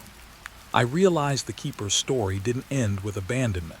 It continued in me now, in the careful reading, the attention, the witness. I paused one last time at the edge of the room. The lanterns flickered as if nodding in approval or in caution. Outside, the fog had thickened further, blanketing the ridge and lake. I knew I could leave, but the cabin had left a mark on me. Its obsessive memory, its confessions, its whispers in wax and paper, they would follow. The story wasn't complete, and the next step, the next revelation, was still waiting. Somewhere. I woke to the faintest scrape, a whisper of movement from somewhere beyond the walls. At first, I told myself it was the wind brushing branches against the cabin. But then came another sound, soft, deliberate, like someone kneeling on the floor and shifting something heavy. My chest tightened. My eyes traced the shadowed corners of the room, trying to catch shapes that weren't there, and the cabin seemed impossibly still, holding its breath. I sat up, the blankets twisting around me, and listened. A creak above, then another from the floorboards near the kitchen. Whoever, or whatever, was here was careful. Too careful. I felt the hairs on my neck prickle as though the air itself carried a memory. Someone had lived here, and their presence hadn't left entirely. Not physically, perhaps, but in gestures, in echoes, in the very timbre of the floor underfoot. I reached for the lantern I had left burning near the doorway. Its small, warm circle of light offered reassurance, but it barely touched the shadows that clung to the corners. I moved slowly, each step measured, every floorboard groaning beneath my weight. The cabin's walls seemed to respond, amplifying each sound I made, twisting it, stretching it. The whispers of old timber became voices in my mind, repeating words I couldn't quite catch. In the kitchen, a chair was knocked over. I hadn't left it that way. My pulse accelerated. Someone had been here. I swore I could feel it in the air, the lingering shape of a body that didn't belong to me. I stepped closer to the chair and crouched, examining the floor.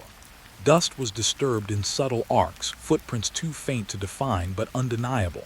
Someone had walked through this room recently. And then I realized they hadn't left.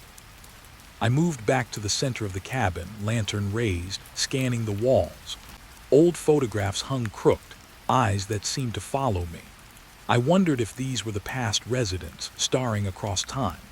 I thought about the journals I had found earlier, about the obsessive, meticulous life recorded within these walls. Perhaps the cabin itself had absorbed their vigilance, preserved it like a fossil, letting it rise again in these quiet hours. A soft thump came from the attic, low and muted. My stomach clenched. The locked door had always frightened me, and now it seemed to pulse with expectation. I swore I heard a breath, shallow, measured, coming from the other side.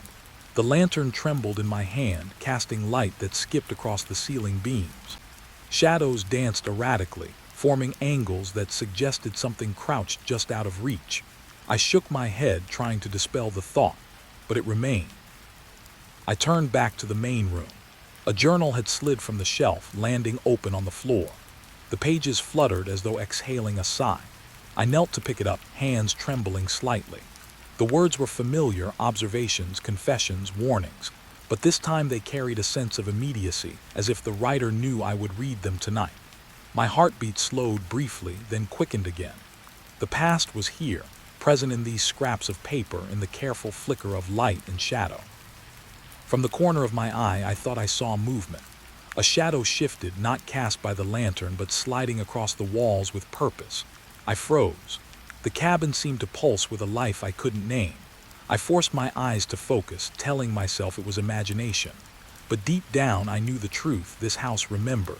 It remembered the people who had walked its halls, and it remembered what they had wanted: protection, vigilance, control, and maybe even revenge.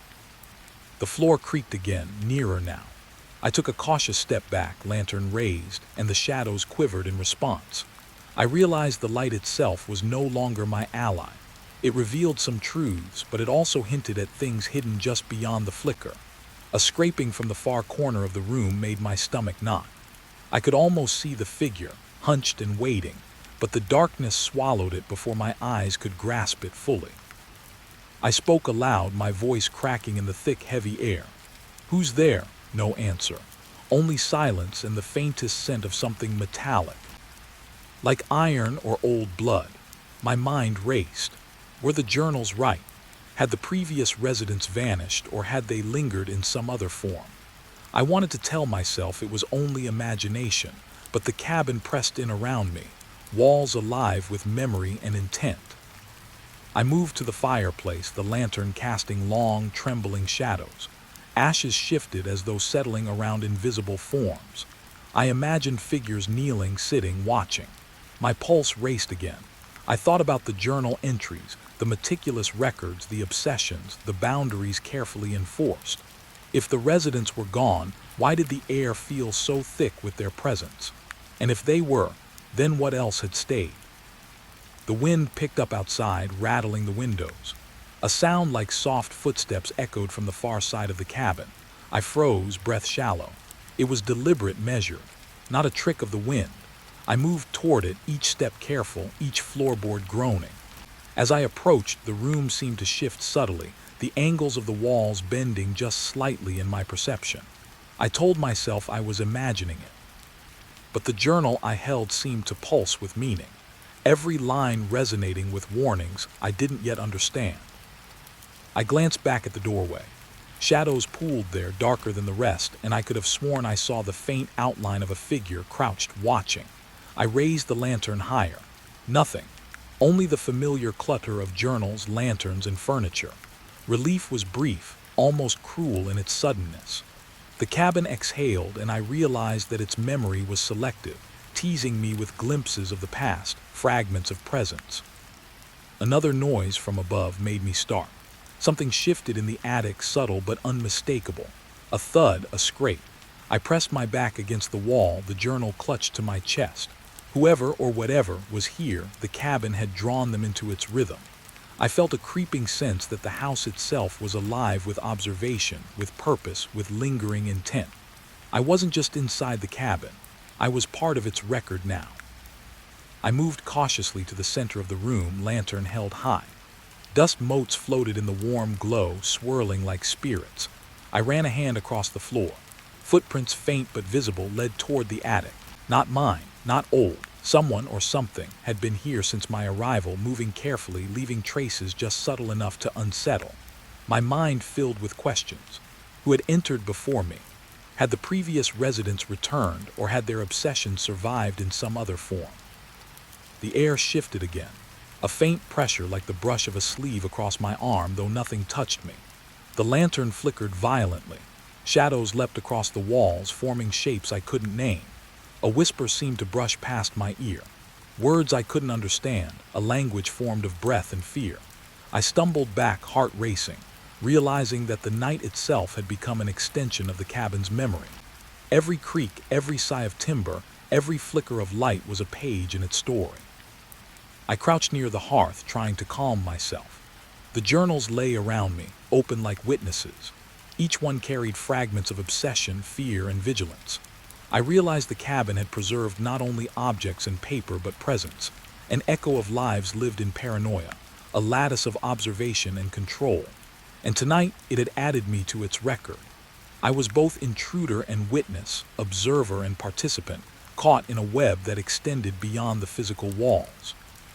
A soft sigh, almost human, drifted from the far corner. I froze. Not a wind draft, not a shifting floorboard breath. Deliberate calm, I didn't dare move. The cabin seemed to pulse around me, its history converging in the present. Footsteps, faint and careful, circled the room, leaving impressions in dust I hadn't disturbed. I felt the weight of unseen eyes, and a shiver ran through me. I was not alone. Not really. I turned back to the attic door. The lock glinted faintly in the lantern light. My imagination conjured shapes pressing against it, crouched in patience, waiting.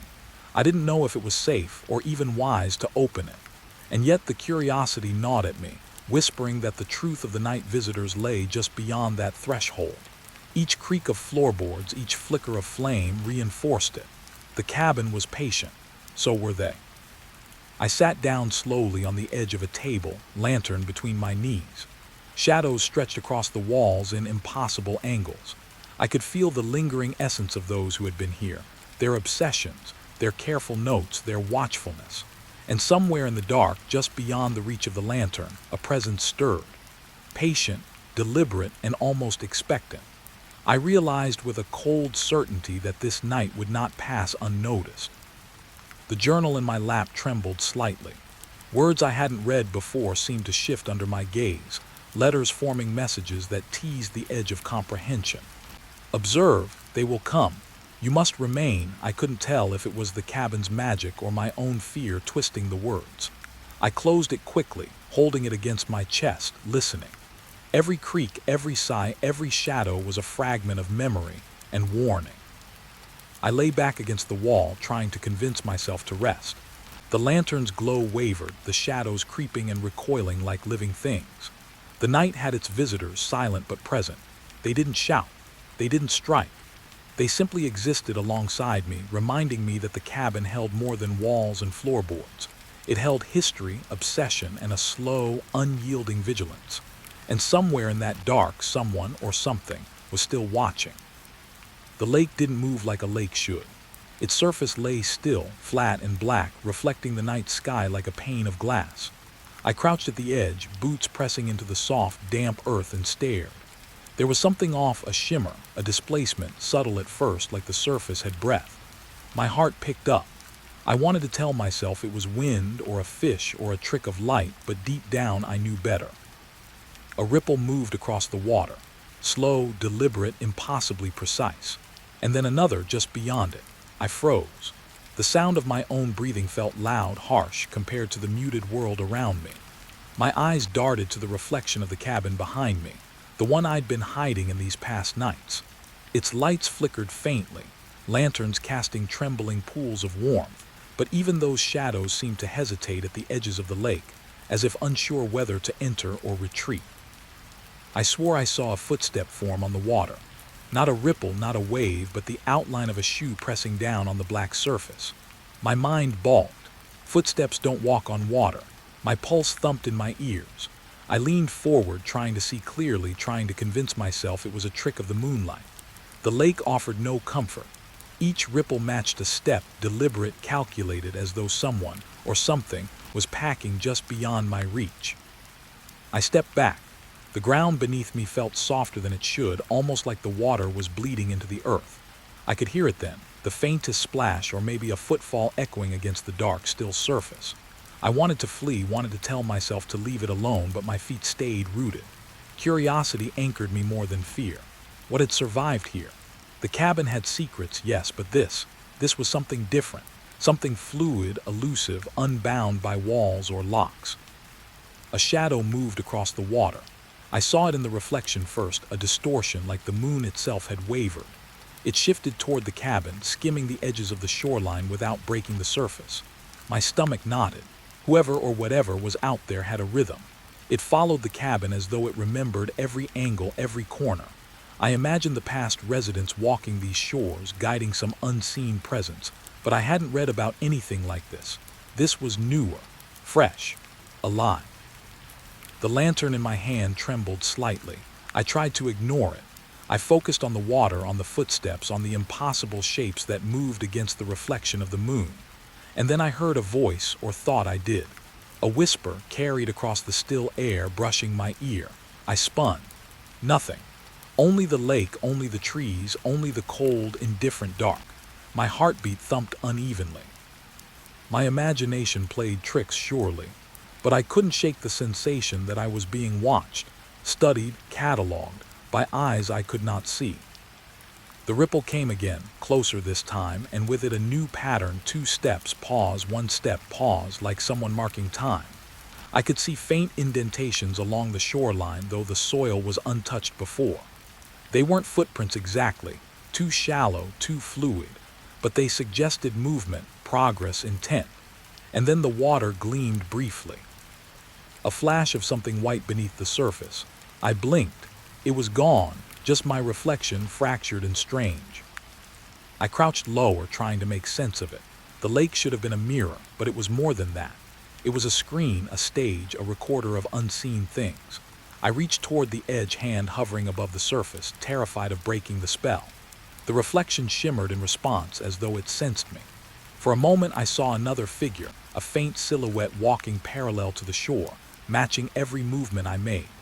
And then it dissolved, leaving only the moon's reflection, distorted and trembling.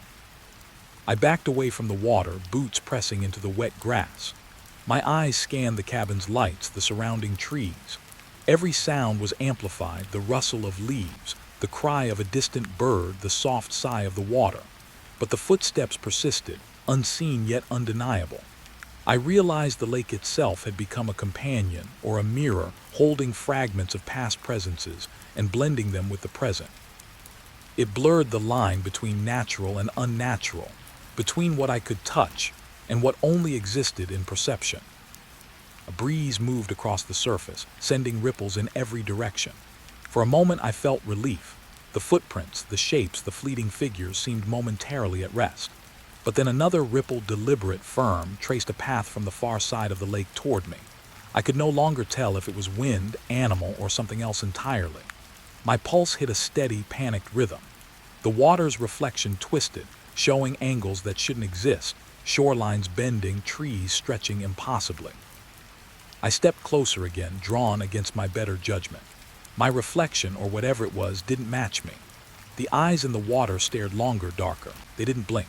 I swore I saw the faint outline of a mouth forming words beneath the surface, lips moving with intention, but when I leaned in, it was gone. The water was still, black and cruelly indifferent. My mind reeled. Was the lake showing me memories or projecting imagination back at me? Or was it something worse, something conscious? I stumbled backward, nearly tripping over a tree root. The lantern swung wildly, casting fractured light across the shore. Shadows moved independently, breaking from the water's edge, curling around tree trunks and snapping back into the lake. My chest tightened. The air felt thick, as if the presence of the past residents, the cabin, and the lake itself had converged into a single entity. And I, an intruder, a witness, was now part of it. A faint movement to my left drew my attention. A ripple, small and contained, crossed the water toward the cabin. I imagined it as a footfall, one step, pause. The reflection of the cabin wavered as if acknowledging it, the lanterns flickering in response. My hands shook. My mind raced with fragments of the journals I had found, obsessions, observations, meticulous records, but none of them mentioned this.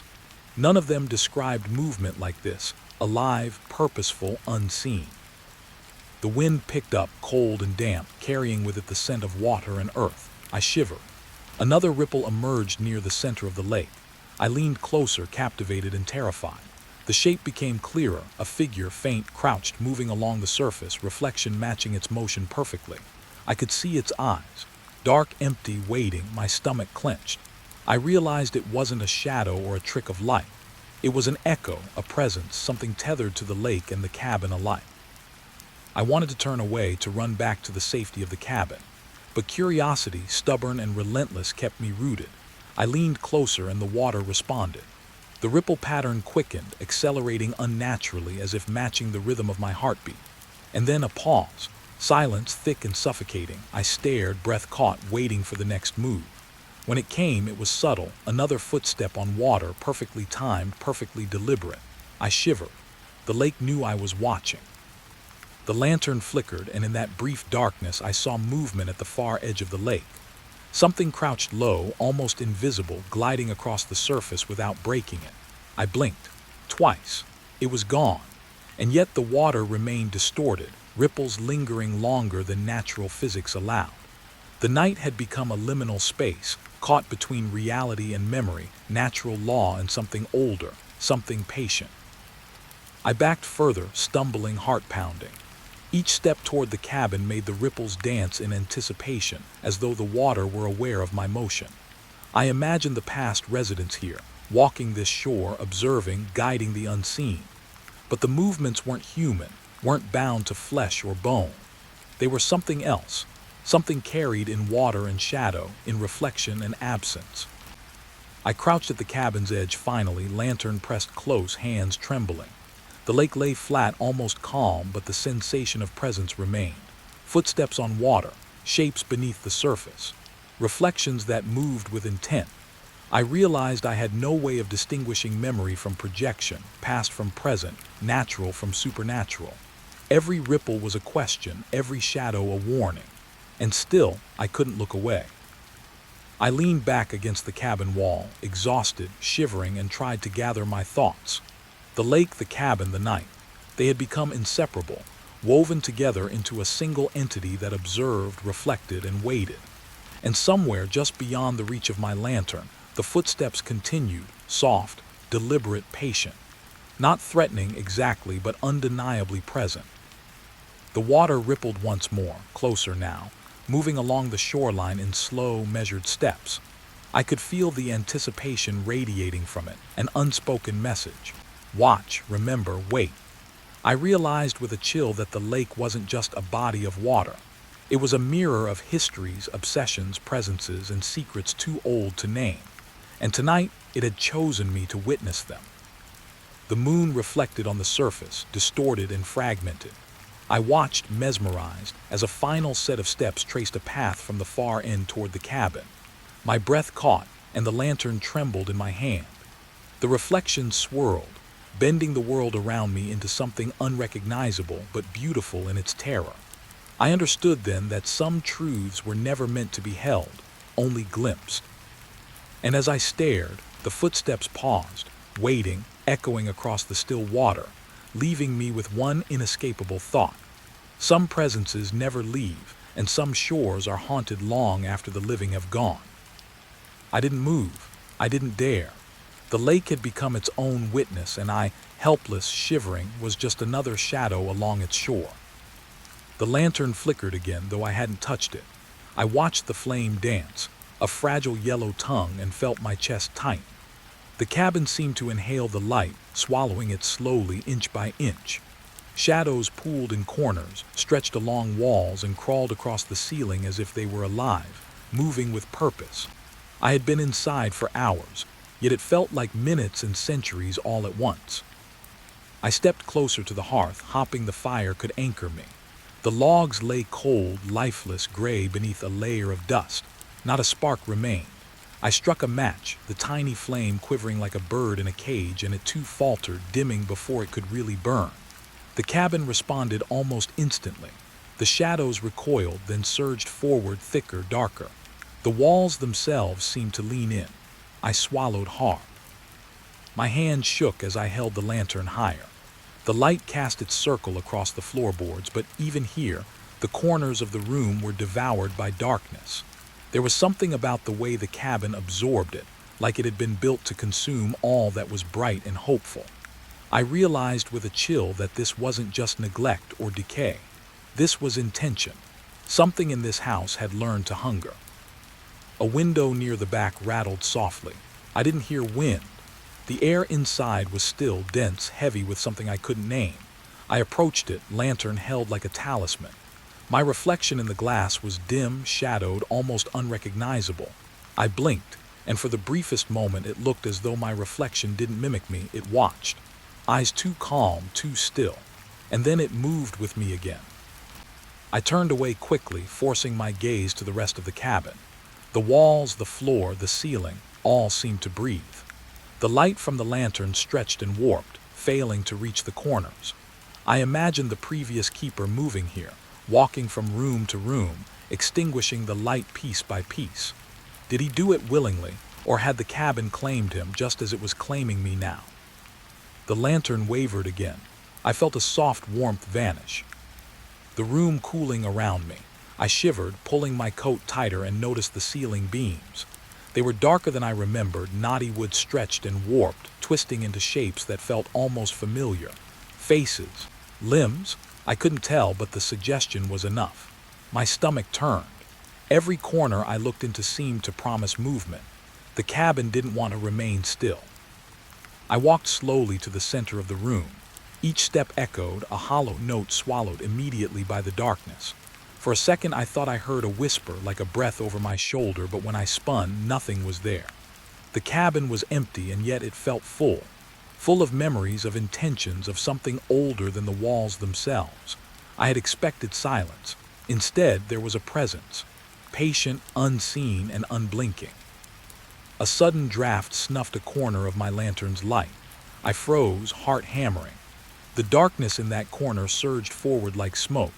It wasn't just the absence of light anymore. It had weight, substance. I reached toward it, almost unconsciously, as if I could touch the shadow and understand it. My fingers passed through nothing, but the cold followed, seeping into my bones. I stepped backward, catching my boot on the edge of a rug. The lantern tipped, but I held it just enough to keep a small circle of light alive. The shadows paused then, as if acknowledging my movement. And then they advanced again, spreading slowly, inexorably. I realized the cabin didn't just resist light. It demanded darkness.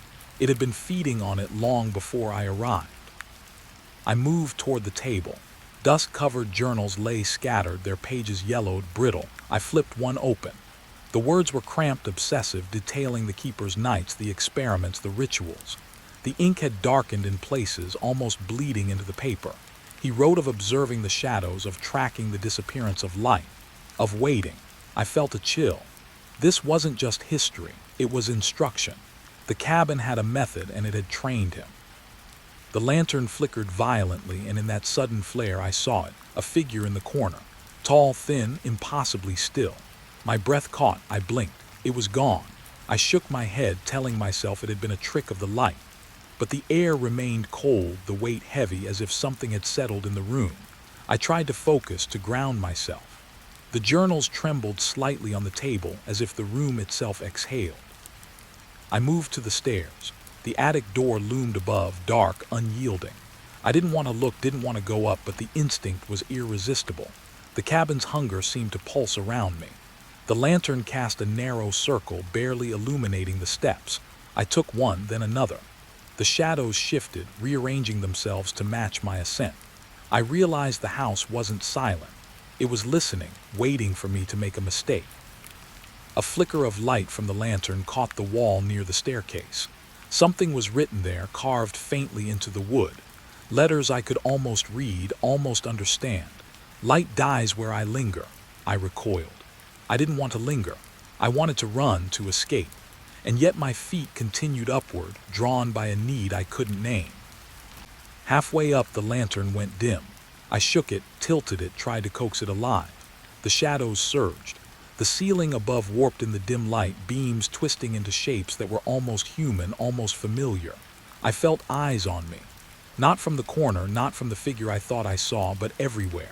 The cabin itself watched, waited, measured my fear. My pulse pounded. At the top, the hallway stretched before me, long, narrow, impossibly dark. Lantern light touched the walls, but the shadows clung, curling, merging, extending toward me. I noticed a door slightly ajar at the far end. A soft glow leaked through the crack. My curiosity overrode my terror. I stepped closer. Each footfall echoed, swallowed by the dark. The glow pulsed as I approached, soft, inviting, almost like it wanted me to come. I reached the door. The glow flickered and died, total darkness. I raised the lantern higher. The room beyond was empty, but the air smelled of smoke and something metallic. The walls seemed to bend inward, subtle, impossible. My fingers brushed a table, smooth, cold. A single candle lay there, unlit, waiting. I struck a match. The flame trembled. The cabin seemed to inhale it, the shadows responding, swirling closer to the edges. I lit the candle. Its small glow fought the darkness but could not conquer it. The room, the cabin, the very air seemed to press against the light. I felt a cold draft, a warning. And then, for a brief moment, I saw the walls breathe, exhale, shift imperceptibly. The candle flickered, and I realized the shadows weren't just consuming light. They were consuming space, bending reality to their will. I backed away slowly, holding the candle like a shield. The hallway stretched longer, narrower, corners impossible.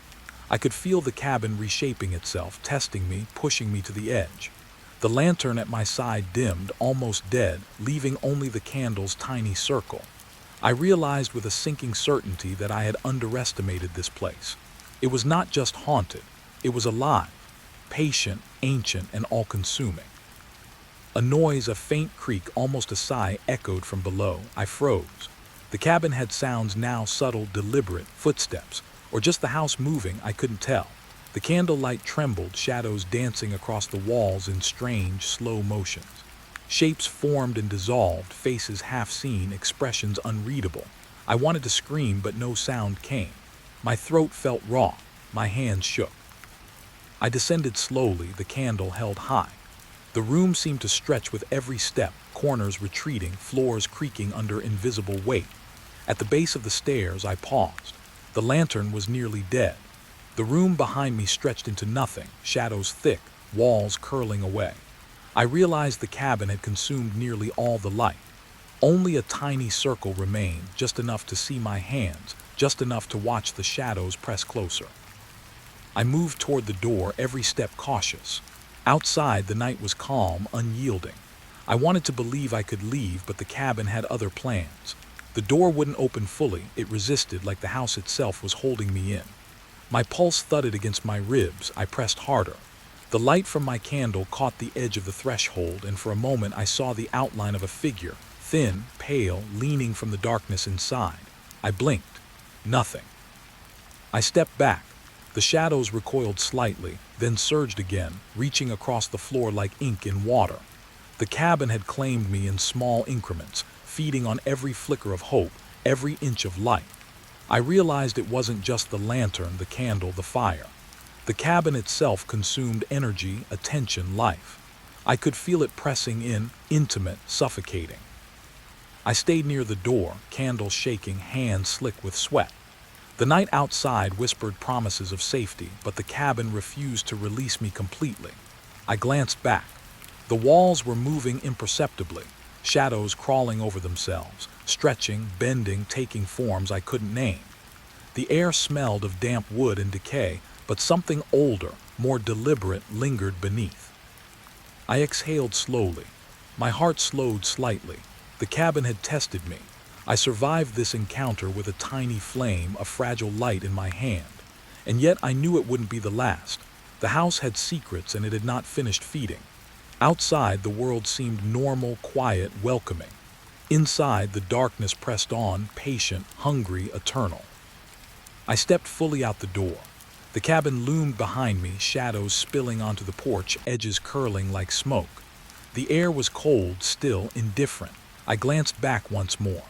The windows were dark, the walls unyielding, but I could feel the pulse of it, the house breathing, waiting. Light could survive for now, but only just. And in the quiet that followed, I understood. Some places do not simply harbor darkness. They are darkness. And I had glimpsed it intimately, impossibly close. The cabin had not ended its hunger. It had merely paused, patient and silent, knowing it would return, and I would return too, whether I wanted to or not. The grove smelled of wet earth and rot, though no rain had fallen in days. My boots sank slightly into the moss, soft and damp beneath me, as I moved between the trees. Something about this place felt wrong before I even reached the first cabin.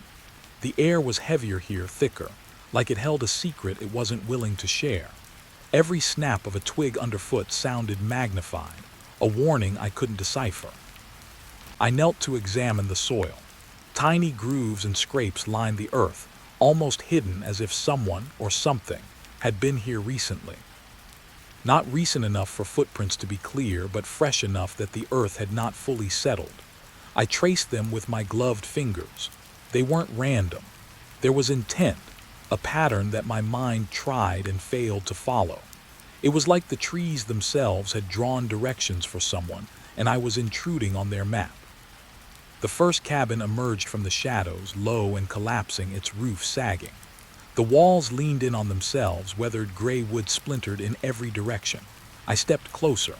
The door hung crooked, swaying slightly, though there was no wind. My pulse ticked faster, and I told myself it was only old hinges. But I felt eyes, impossible, unseen, watching me from the cracks in the boards. Inside, dust floated in the muted light filtering through the holes in the walls. I crouched to look at the floor. Footprints were etched in the layer of fine ash that had settled there. Not mine. Small, deliberate, spaced evenly. Someone had walked here not long ago, and yet there was no one. I followed them with my eyes. They led to a corner, then stopped. It was as if whoever had left them had vanished into the shadows themselves. I turned to examine the walls. Marks scratched into the bark of the cabin's wooden frame caught my lantern's glow, symbols, letters, nothing I could immediately understand. They were hasty, urgent, and yet precise. Someone had wanted to leave a message or maybe a warning. I ran my fingers over the jagged grooves. Cold. The wood felt colder than the air around it, like it had absorbed something. Fear, maybe, or memory. A floorboard creaked behind me. I spun. Nothing. Just shadows curling along the far wall, pooling in corners. My heartbeat slammed in my chest. I whispered to myself, telling myself it was the old cabin settling, the wood responding to my weight. But the rational part of my mind was fragile here, cracking under the sense that I wasn't alone. Every small sound amplified, echoing. Every movement of shadow seemed conscious, deliberate. I explored further. The second cabin was smaller, almost swallowed by the trees. Its door was chained, rusted, the lock long dead. I forced it open. Inside, the smell hit me first. Stale smoke, rot, and something sharp, coppery like blood. The floor was littered with broken glass and fragments of furniture. A chair tipped over, legs broken as if someone had left in a hurry or had been dragged. I traced a line of dust and splinters to the wall. Marks there were deeper, clawed, desperate. Something had tried to leave, or keep someone out. The light from my lantern flickered. I shook it, trying to keep the flame alive. Shadows danced along the walls. One corner caught my attention. Marks carved into the floorboards led toward a trapdoor nearly invisible beneath decades of dust. My stomach twisted. I knelt and brushed away the dirt. A handprint, small, delicate, pressed into the wood. Not smudged, not old, and yet impossible. How could it be fresh in a cabin abandoned for so long? I forced the trapdoor open. A thin staircase descended into darkness. I felt a chill rush up my spine. The smell was stronger here, metal decay, something sweeter I couldn't name. I shined the lantern downward. The steps were narrow, warped, groaning under the weight of history. I felt the urge to step back, to leave this place entirely. And yet curiosity, stubborn, unrelenting, drove me forward. Downstairs, the room opened into a small cellar. The walls were scratched, not with tools but with fingernails, raw and jagged. Symbols again, more intricate than before. I traced a line with my finger, feeling the splinters dig into my skin. Whoever had been here had left pieces of themselves behind, fragments of terror frozen in the wood. The air felt alive, tense, as if the cabin itself were watching me, gauging my courage, waiting for me to falter. I shone the light across the floor. Footprints crisscrossed randomly, leading nowhere and everywhere at once. I realized with a sinking dread that some were small, child-sized, others larger, heavier, dragging, and some didn't belong to any shape I could understand. Shapes shifted at the edge of my vision, walls warped. I blinked and the cellar felt deeper, taller, impossibly endless. My lungs tightened. I wanted to leave, but I couldn't look away. A soft scraping came from the far wall. I froze. My hand gripped the lantern like a lifeline. The noise repeated, faint, deliberate. I moved closer, each step careful, measured. Dust rose in the air, shimmering in the faint light. I reached the wall. Nothing. But a crack in the plaster revealed something, old photographs torn and faded. Faces blurred beyond recognition, smiles frozen in time. I picked one up. The eyes stared back at me, empty yet accusing. I dropped it immediately, the paper fluttering to the ground like a wounded bird. I stumbled backward. The cellar seemed to exhale. A sudden draft blew through the cracks in the walls, carrying whispers I couldn't place, syllables that made no sense. I blinked. The photographs on the floor were rearranged, upright, facing me. I hadn't touched them. My breath hitched. I wanted to leave, to run, but the steps back to the hatch seemed farther than they had moments ago, as if the cellar itself stretched, resisting my departure. I forced myself up the stairs. Each step protested, groaning under my weight. The trapdoor slammed shut behind me with no wind, no hand. I froze. My ears rang. The small room above seemed impossibly silent. And then I noticed something I hadn't before. Marks etched into the cabin's walls didn't just end. They led into the trees outside, climbing the bark like roots, like veins. Someone or something had continued its message beyond the walls of the cabins themselves. I stepped outside, lungs burning, heart hammering. The grove was quiet now, deceptively so. I scanned the trees. Faint lines scratched into the bark caught the lantern's light, patterns I couldn't decipher, but I knew they were deliberate. Eyes might be following me from the shadows, but I couldn't tell. I wanted to leave, to run, but curiosity had me trapped, tethered to these markings. What had been left here? What were they warning or demanding? I walked along the grove, noticing small, subtle clues in the dirt. Scars in the earth, tiny depressions, shallow grooves. I felt like I was being guided, led along a path designed for someone else. A broken branch snapped underfoot. I spun, lantern raised. Nothing. The forest seemed empty. And yet, a whisper of movement, impossible to locate, stirred the hairs on my neck. The cabins had left something behind, something patient, waiting. I paused near a tree, examining a long, vertical groove in its bark. It was deep, old, yet fresh at the edges. Something had climbed, left its mark deliberately, and I understood then that this was no random vandalism. This was communication, a message written in fear, survival, perhaps madness, and I was the only one here to read it. The thought chilled me more than the grove ever could. I moved forward, tracing the markings through the trees. My lantern flickered again, shadows crawling along the trunks. Something brushed against the side of my leg, soft, quick, gone before I could turn. My pulse spiked. The cabins had been abandoned, yes, but the forest itself had absorbed their stories. Their horrors had seeped into the bark, the soil, the air. The grove was alive with their presence, and it recognized me. A sudden clearing opened ahead. I stopped, realizing I had been following the signs deeper than I intended. The sunlight that touched the clearing was weak, filtered through thick branches, but it illuminated the ground, more footprints, more marks. They led to a small mound, overgrown, but the outlines of a foundation beneath were clear. Another cabin, long gone, but the traces remained. Something about the sight felt heavy, deliberate. I felt the weight of countless eyes on me. I crouched, examining the earth. Fingers traced faint depressions, small hands, large hands dragging shapes. Marks in the bark of surrounding trees mirrored what I found below, continuing patterns, lines, symbols. Whoever had been here wanted their story remembered. Or perhaps they wanted it understood, warned, obeyed. I couldn't tell which. And yet I knew one thing. The grove was speaking to me, and I had no choice but to listen. I rose, lantern quivering. The forest seemed to press closer, branches brushing against my shoulders like probing fingers. Shadows shifted in ways that made no sense, lengthening, curling toward me. I realized the cabins, the earth, the trees, they were all part of the same story, a web woven into the grove itself. And the signs weren't finished. I hadn't reached the end. The messages continued beyond my sight, waiting for me to follow, to understand, or to vanish trying. A gust of wind rattled a broken window from one of the nearest cabins. The sound startled me, sharp. Almost like a call. I stepped toward it, curiosity stronger than fear. The cabin loomed dark and silent, yet the signs in the trees urged me onward deeper. My lantern flickered one last time as I approached the threshold. I felt the presence again, patient, unseen, waiting. And I realized that leaving was no longer my choice. The grove held its breath. The trees whispered in their subtle way, a language I couldn't fully grasp. The cabins were more than ruins. They were statements, warnings, remnants of horror pressed into the earth.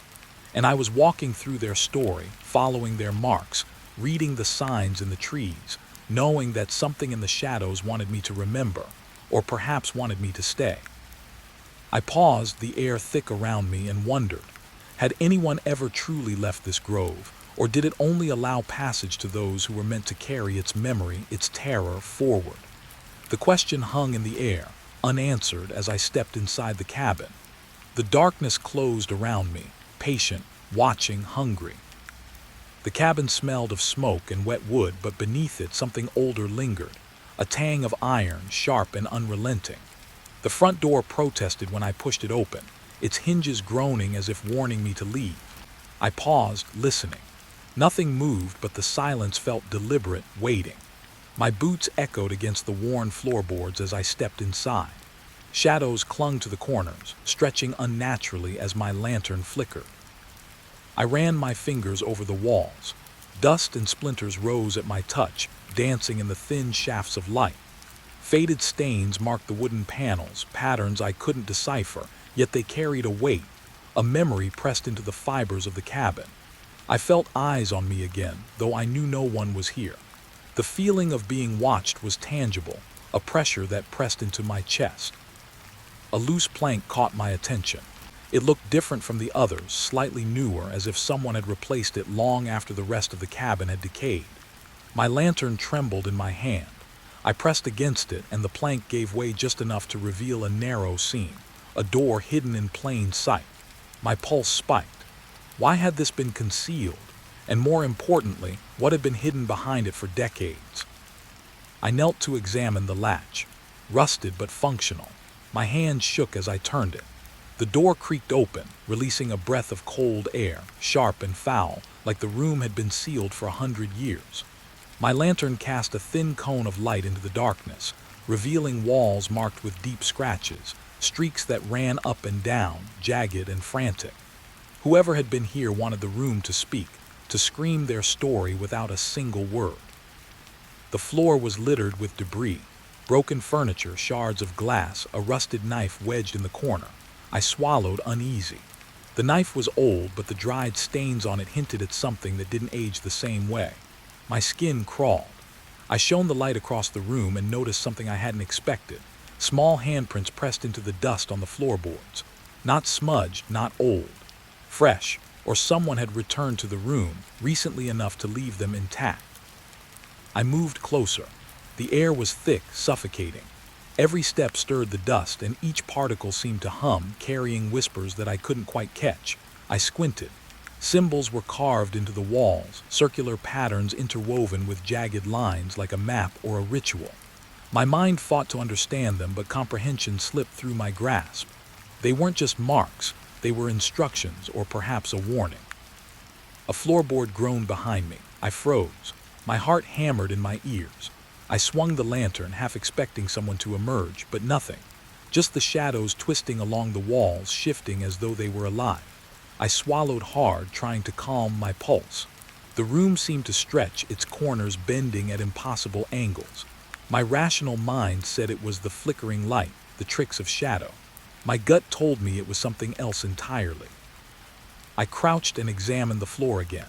There were deeper scratches here, gouges in the wood as if someone or something had fought to escape. The patterns made no sense, chaotic yet deliberate. I ran my fingers along one, feeling the grooves bite into my skin. The wood was colder than it should be, almost wet to the touch. A sudden thought struck me. Had someone been trapped here, or had they tried to trap something else? I turned my attention to the far wall. A small, boarded-up window allowed a sliver of light, enough to see the remnants of a chair tipped over. I stepped closer. Dust shifted beneath my boots, revealing a faint outline in the corner. A body had once been dragged here. I traced it with my eyes. The air seemed heavier, as if the room remembered. A soft scraping came from behind the boards covering the window. I froze. My lantern flickered violently. Then silence. I moved to the back wall, noticing a section that bulged unnaturally. My fingers pressed along it. Unlike the other walls, this one was hollow. I pressed harder and the wood gave slightly under my weight. A hidden compartment. Another door. I shook my head. How many secrets could this cabin hold? The idea made my skin crawl, and yet I couldn't turn away. Curiosity pulled me forward like a chain wrapped tight around my chest. I forced the panel aside. Behind it, a small niche revealed itself. Inside were papers, yellowed and brittle, scattered haphazardly. I picked one up. The handwriting was cramped, tight, almost frantic. Words scratched across the page, desperate. Names, dates, half-formed sentences, but always ending in ellipses, as if the writer feared to finish their thoughts. I felt a shiver pass down my spine. Whoever had written this had been afraid, terrified. And what had they feared so much? I sifted through more papers. Sketches appeared, figures in contorted postures, faces twisted in ways that made my stomach churn. Lines radiated from them, connecting objects and doors, pointing to corners of the cabin. Maps, perhaps, or diagrams of something beyond my understanding. I realized then that this hidden room wasn't just storage, it was a record, a diary of violence, obsession, and fear. Every mark, every object, every symbol was a fragment of someone's unraveling mind. A sudden draft moved through the room. Papers fluttered like frightened birds. I froze, lantern shaking in my hand. Something brushed against my shoulder. My breath hitched. I spun. Nothing. The shadows clung to the walls, curling, twisting. My pulse raced. The room seemed alive, aware of me, assessing whether I would continue or flee. I had no choice. The curiosity was stronger than my fear. I examined the floorboards again. More handprints, smaller this time, as if a child had been here too. The scratches led to the far wall, where a loose floorboard suggested a trapdoor. My hand trembled as I lifted it. Below, the darkness waited, thick and suffocating. I shone the lantern down. Stairs descended into blackness. My stomach twisted. The air smelled sweeter here, metallic, like old blood mixed with decay. I stepped closer. Each step creaked under my weight. Dust rose in lazy clouds, catching the lantern's light. I felt the walls pressing in, the darkness almost tangible. Marks on the steps, scratches, gouges, fingerprints led down into a room that promised secrets too awful to speak. The cellar below had the same smell as the hidden room, intensified, more immediate. My pulse pounded. I wanted to turn back, to flee, but the urge to know, to see, outweighed my instinct to survive. At the bottom, the space opened into a low room. The walls were clawed with marks, deeper than before. Symbols twisted across the boards, etched in frantic loops. Broken furniture lay scattered, chairs tipped over, a table shattered, fragments littering the floor like teeth. I stepped carefully, avoiding the larger shards. My lantern cast light on the walls. The carvings seemed to shift when I looked away, like they had a life of their own. In the corner, a small box caught my attention. Rusted metal chained shut. I pried it open. Inside were objects that made my stomach turn: nails, hair, bits of clothing, unrecognizable shapes. Each item was placed deliberately, almost reverently. Whoever had done this had been methodical, obsessive, maybe even ritualistic. I realized the room wasn't just hiding things. It was preserving them, keeping the memory of its occupant alive, even in absence. A faint sound echoed, scraping faint like fingernails on wood. I froze. The sound came again, closer this time. I swung the lantern toward the source. Nothing, yet the air shifted. The smell grew sharper, metallic, suffocating. My skin prickled. I realized then that the cabin wasn't abandoned, not entirely. The remnants, the marks, the symbols, they were alive in some way, imprinted on the wood, the air, the floor. They remembered, and they were aware. I stumbled backward toward the stairs. The light from my lantern flickered violently. Shadows clung to me, pressing at the edges of my vision. I wanted to flee, yet my eyes were drawn to the walls once more. A message, I thought. The room was leaving a message, and I had to see it, had to understand. I noticed the scratches near the ceiling, faint, almost invisible. Someone or something had climbed here. My stomach lurched. Had the room claimed victims before? Were these markings a map, or a record of terror endured? I moved toward the trapdoor, pulling it shut behind me. The hidden room seemed to sigh, a low exhale that brushed against my skin. Outside, the cabin appeared quiet, deceptively so, yet I knew it held more secrets than I could comprehend. My pulse slowed slightly, but unease lingered, coiling in my chest. The hidden room had been discovered, but the story was not mine to finish. Only pieces, fragments, could be carried forward. I stepped outside into the weak afternoon light. The forest seemed distant now, shadows retreating to their corners. And yet the memory of the hidden room lingered, the smell of decay and iron, the clawed walls, the handprints, the symbols. I realized I hadn't just found a room. I had found a story, one of obsession, fear, and something darker that remained unspoken. And I had touched it, if only briefly. The cabin waited behind me, silent, patient, and unyielding. And I knew that somewhere within it, beyond the reach of light, more secrets were hidden, waiting for someone else to come too close. My curiosity burned, mingling with fear. What had happened here decades ago? And more importantly, what had survived? The forest whispered as I left. Trees creaked, their branches scratching at the air like fingernails. I shivered. The cabin, the hidden room, and the cellar were not just remnants of the past. They were invitations to see, to understand, to remember. And I knew that I would return. Whether I wanted to or not, I had stepped into a story that refused to let me go. The wind had changed by the time I stepped outside. It wasn't the playful breeze of the afternoon, but a thin, persistent whisper that crawled over the forest floor and slid under my collar. Each gust carried fragments of sound, low murmurs, almost like words, but twisted and broken. I pressed my hands against my ears, trying to make sense of it. There was nothing human, nothing alive moving nearby, yet it spoke. Or maybe it wanted me to believe it did. The trees around the cabin groaned under the weight of the wind. Their trunks, thick and dark with age, seemed to lean closer as I walked. Shadows pooled in the undergrowth, shifting with impossible slowness, lingering just outside my lantern's reach. I couldn't tell if I was imagining shapes or if the forest itself had learned to watch. The more I moved, the more certain I became that the trees remembered things. Secrets. Dark secrets pressed into the bark, into the soil, into the very air I breathed. I followed the narrow trail that led away from the cabin. Overgrown roots twisted like veins across the path, catching at my boots. Every step raised the scent of moss, damp earth, and something faintly metallic. My stomach churned. I didn't want to know what had left it, but I knew I would. Something in the forest demanded recognition, demanded attention, even as the wind carried those fractured whispers toward me. I couldn't turn back. I couldn't stop. The sound changed suddenly. A soft scrape, distant but deliberate, like a boot dragging across wooden floorboards. I froze, heart hammering.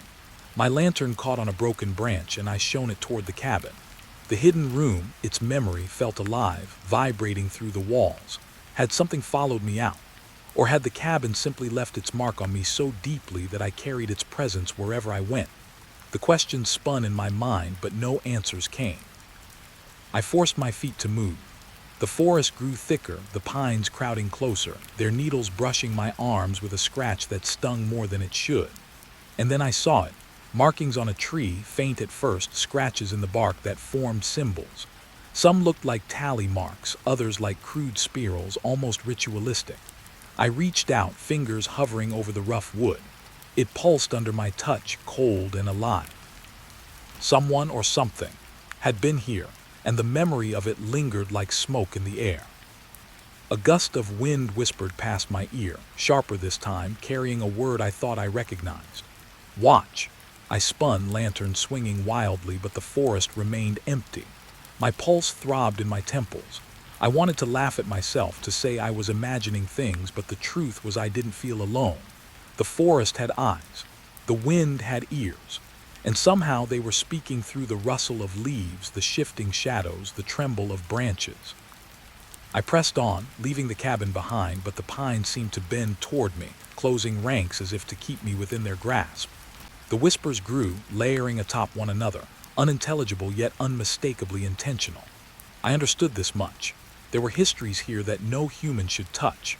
Crimes committed, lives ended, stories never told. And the forest remembered all of it. I stumbled on a root, and my lantern wobbled, spilling light across something that made me stop cold. A small carving on a tree, deep and jagged, revealed a figure, someone kneeling, arms outstretched, reaching toward a dark shape above them. I knelt to study it, fingers tracing the grooves. There were more carvings, almost hidden in the bark's rough texture, each one telling pieces of a narrative I couldn't fully comprehend. Violence, obsession, fear, all encoded in wood. The wind whistled, and I could swear it moaned along with the images, like the trees themselves were lamenting. I moved further along the path. The whispers grew louder, circling me now, overlapping. I felt dizzy, as though the forest was rotating around my mind, pulling me into a vortex I could not resist. Every step revealed more marks, scratches in bark, footprints pressed into the moss, faint traces of blood that had long since dried but still held a metallic tang. My stomach heaved. Something had happened here. Horrible, deliberate, and deliberate enough to leave traces that time could not erase. A flash of movement caught my eye just beyond a cluster of trees. I turned toward it, heart racing. A figure, a shadow. My lantern illuminated only emptiness, yet the feeling remained, pressing on my back. Something had been following me, or the forest itself had chosen me as its witness. I could feel eyes in every knot of bark, every flicker of shadow. I wanted to run, but my legs betrayed me, frozen with the need to understand. I came to a clearing. The moonlight fell through the pines, painting the forest floor in cold silver, and there in the middle another cabin, or rather the shell of one. Its walls were charred, broken, and yet the structure retained an unnatural order, as if someone had deliberately left it to decay just so. I stepped closer, lantern trembling. Scratches adorned the remaining planks, hand-sized and deep. I noticed a word faintly carved near the doorframe: stay. My blood ran cold. Stay? For what? For whom? I circled the cabin, scanning every detail. On the ground, debris suggested a struggle. A chair tipped over, planks splintered, footprints leading nowhere and everywhere at once. The wind picked up and the whispers intensified, almost chanting, building into a cadence that pulled me closer. I wanted to leave, yet I couldn't. The forest had bound me into its story, and the cabin was its epicenter. I leaned close to a window opening. Inside, the remnants of a life frozen in terror lay scattered. Papers, broken glass, and something dark that I could not name. A sudden gust blew through the clearing, extinguishing my lantern. Darkness swallowed me. I froze, listening. The whispers circled closer, urgent now, my breath caught. I remembered the hidden room back at the other cabin, the secrets pressed into wood, preserved by obsession and fear. Was this the same pattern, another footprint of madness left behind? The forest was not empty, and neither were these places. Every abandoned cabin had left echoes, and I was hearing them all at once. I struck a match. The flame trembled, casting jittering light across the interior. And then I saw it, a handprint smeared, wide and desperate, leading toward a corner where shadows pooled unnaturally. The print was old, dried into the floorboards, yet it pulsed in my mind as though someone had just left it. My stomach lurched. Who had been here? What had they done? And why did it feel like they were watching me still? I stepped back, trying to gather myself. The whispers softened, but they did not cease. The forest seemed to breathe around me, inhaling and exhaling, carrying the secrets from one pine to another. I realized the wind wasn't just wind, it was memory made audible. Stories carried for decades, for centuries, waiting for someone to notice, waiting for someone to remember. My curiosity burned. I couldn't leave without listening. I couldn't leave without seeing. Further down the trail, I noticed another set of marks, etched shallowly into the trunks, almost invisible. Lines that connected one tree to another, a network that I could only half decipher. Whoever had been here was mapping something. Perhaps the crimes, perhaps the forest itself, perhaps the lives they had touched. I shivered. The deeper I went, the more I felt the weight of countless unseen eyes, the histories pressing into my skin, whispering questions that had no answers. A crow cawed somewhere above. The sound seemed unnaturally close, almost inside my skull. I spun. Shadows twisted, long and unnatural, and I realized the forest was not static. It moved subtly, shifting with me, responding to my presence. The path narrowed, and I felt the walls of trees close in, the whispers tightening around me like a noose. I wanted to run, but I could not. The stories demanded to be heard, and hearing them meant paying attention in ways I was not prepared for. I came upon another clearing. Broken cabins littered the area, skeletal frames with jagged edges reaching skyward like pleading hands. The wind carried whispers through each, fragments of voices, cries, laughter, commands. I could not tell if they were real or imagined. Each cabin seemed to call to me, offering pieces of their past, hints at crimes never fully solved, deaths that were never explained. My head throbbed. I wanted to turn away. I wanted safety. But I couldn't leave the story unfinished. I paused at the edge of the clearing. The moonlight illuminated a single tree, its trunk covered in carvings. Faces, names, strange symbols intertwined with tally marks. I pressed my hand against the bark. Cold, alive. The whispers rose again, louder, urgent. They were asking, demanding, warning. I felt their weight, pressing questions into me. Do you see us? Do you remember? Will you leave without understanding? The wind carried me back toward the first cabin, reluctantly. The forest seemed to exhale as I walked, releasing some of its tension, yet the sense of dread lingered, threading through every tree, every shadow, every gust. I glanced back. The cabins, the marks, the whispers, they had not followed me, but the memory had. The forest had given its stories freely, yet incompletely. The past remained alive, breathing quietly among the pines, waiting for someone else to hear, someone else to remember. I reached the edge of the grove as the first light of dawn broke. The wind died down, leaving only a soft rustle through the needles. For a moment, relief, a fleeting, shallow relief. But beneath it lingered the unease. The stories were not finished. The whispers remained, pressed into the wood and earth, and I knew I would carry them with me. Crimes, obsessions, deaths, they had left their mark, and the forest would not forget, and neither would I. Even now, when the wind shifts and I hear the soft scraping of branches against each other, I remember. I remember the carvings, the handprints, the symbols etched into bark and floor. I remember the feeling of being observed, of being part of a story that had begun long before me and would continue long after. The forest holds its secrets tightly, and I have learned that some questions do not seek answers. They seek witnesses, and I am one. The gate appeared suddenly through the fog, a jagged outline of rusted iron that groaned under its own weight. I stopped, lantern shaking slightly in my hand, and looked at it. The metal was pitted, eaten away by time, but the bars still held, stubborn and unyielding. I could see beyond it, a narrow path, overgrown, leading toward a cabin barely visible through the trees. Every instinct screamed to turn back, but curiosity clawed at me. Something waited past that gate, something patient. The fog clung to my clothes, damp and cold, as I pushed open the gate. It shrieked, long and drawn, echoing through the silence of the forest. The sound didn't belong here. It belonged somewhere else, somewhere I couldn't name.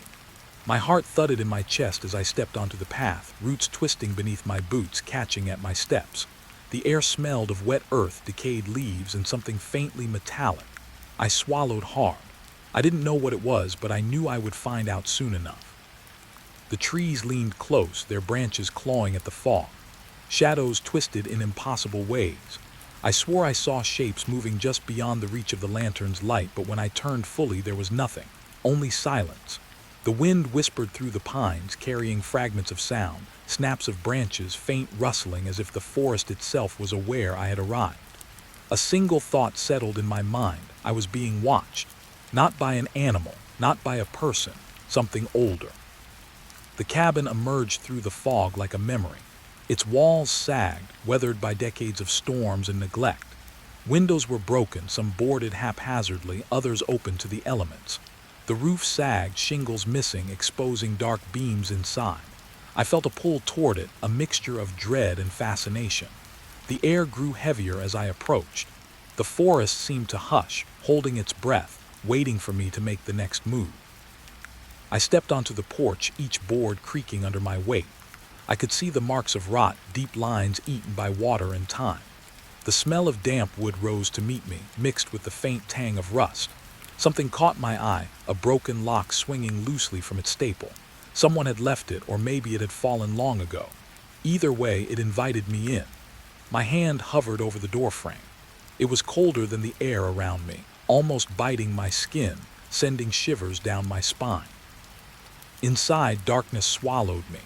The lantern's light trembled, revealing peeling wallpaper, thick dust, and broken furniture. I could feel the weight of years pressing in from every corner. Something had been here long after life had moved on. I moved forward, careful not to touch anything. Each step stirred the dust, sending motes floating like tiny ghosts in the lantern glow. A window rattled in the wind, and I thought I heard breathing. Not mine, something else. I noticed the floorboards first, deep scratches running in strange, angular patterns. They didn't look natural, not the work of an animal or careless decay. They spoke of intention, of hands scraping wood, of frustration or ritual. My stomach churned as I followed the lines toward the far wall.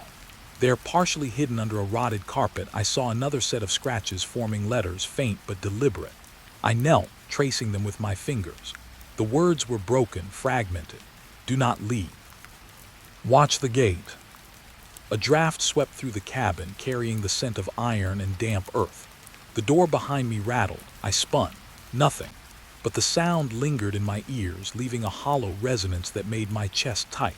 I told myself it was the wind, the structure settling, the natural groan of old timber, but every fiber of me knew it wasn't natural. The cabin had a memory, a presence. It was alive in its own way, and it wanted acknowledgement. I moved deeper inside, stepping around overturned chairs and debris. The walls were covered with scratches and stains, each telling a story I couldn't yet read. Some marks were sharp, almost frantic. Others were slow, deliberate, like someone had sat for hours, carving their desperation into the wood. I imagined the hands that made them. Alive, dead, watching. The questions pressed against my skull. My lantern trembled in my hand, reflecting off shards of glass on the floor. I wanted to turn back, but I couldn't. Something held me in place, a fascination I couldn't resist. Near the back, I found a small table. Papers lay scattered, yellowed and brittle. Letters, journals, fragments of sentences barely legible. They watch through the gate. Do not trust the fog. I hear them at night. The words echoed in my mind. Who had written them, and who or what was still listening? I shivered. I felt as though invisible eyes pressed against my skin, cold and patient. The forest beyond the windows seemed quieter now, as if it too waited for me to make sense of what I had found. Floorboard creaked behind me. My head snapped around. The cabin was empty, or at least it should have been. The lantern light swung across the walls, revealing only the jagged shadows of broken furniture. Still, the feeling of being observed did not fade. It grew, pressing down, heavy and undeniable. I realized then that this place had been built not just to shelter, but to trap. Not physically, but psychologically. The gate outside was the beginning, the cabin the snare, and I had walked willingly into it. I knelt by a journal, lifting the cover with care. The pages smelled of mold and rust. Scribbled entries described strange rituals, obsessions, and a fixation on the gate itself. It waits for them. One line read, and I watch. I am the watcher, and I am watched. The handwriting was uneven, shaking, urgent. Another page bore sketches, twisted shapes, the gate drawn in multiple angles, figures standing beyond it. The more I read, the more the cabin seemed to tighten around me. its walls breathing in rhythm with my own heartbeat. The wind picked up again. A loose shutter banged against the frame, startling me. I gripped the lantern tighter, casting light across the room.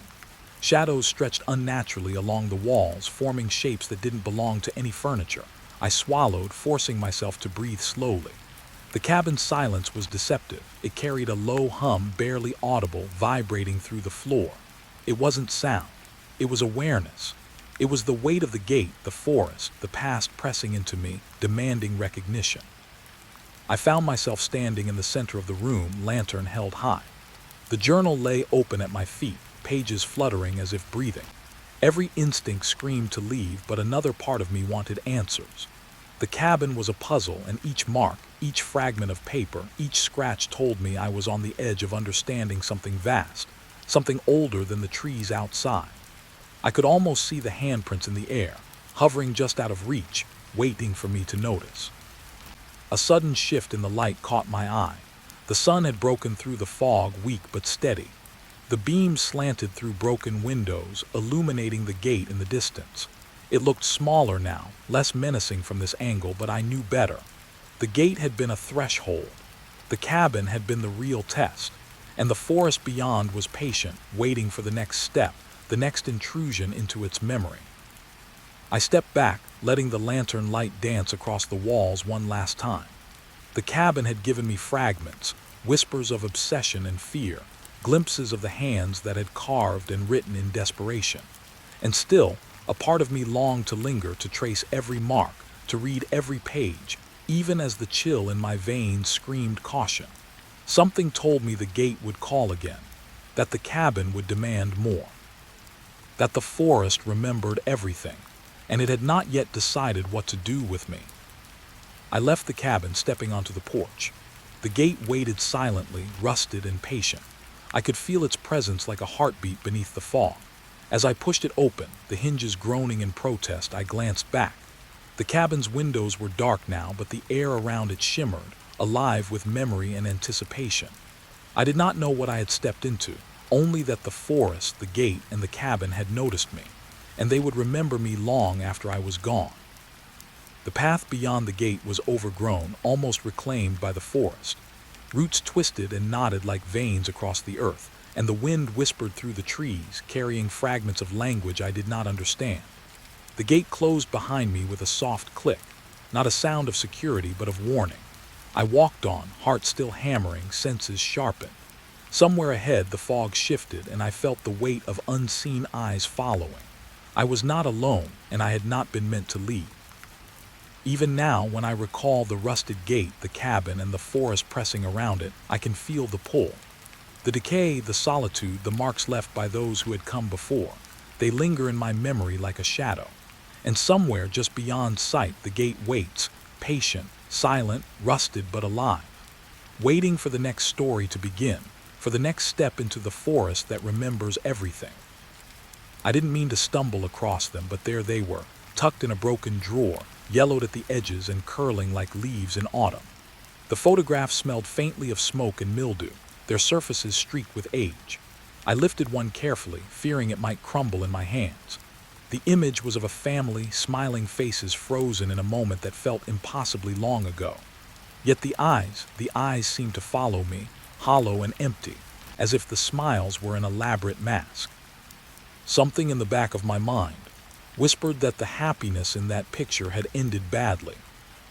I set the photo against the lantern light, tracing the outline of a small girl holding a doll. Her hair was tangled, her dress worn, and yet her eyes were sharp, too sharp. I felt an unease creep up my spine. I could almost hear the faint echo of laughter, light and distant, fading into a sob. Another photograph lay underneath, partially hidden. A man slumped against a chair, a dark stain spreading across his shirt. I blinked. The stain wasn't just ink or shadow. It had depth, like something had bled into the fabric of reality. I felt my stomach twist. Who had taken these photos? Who had lived through this? And who had survived to leave these fragments behind? A floorboard groaned somewhere in the cabin. I froze, listening. The sound was soft, almost apologetic, like a house trying not to wake the dead. The lantern trembled in my hand. I shook it as if movement alone could banish the chill crawling up my neck. I picked up another photo. It showed a woman standing in a doorway, face obscured by shadows, holding a small knife loosely in her hand. Behind her, the furniture was overturned. My throat tightened. The sequence of images felt like a story, but one I didn't want to read. I crouched closer to the drawer, pulling out more photographs. Each one hinted at a family trapped in some private horror, the timeline obscured, the faces growing stranger with each page I turned. In one, a child stared directly at the camera, their eyes black, reflecting nothing. Another captured a moment too fleeting to understand. A man reaching toward the floor as if something invisible pulled at him. A sense of weight settled in the cabin, pressing down like damp cloth. The photographs weren't just memories, they were warnings. I could feel them whispering, pressing me to see what had happened. The lantern cast long shadows along the walls. I noticed something in the corner, a frame leaning awkwardly against the splintered wall.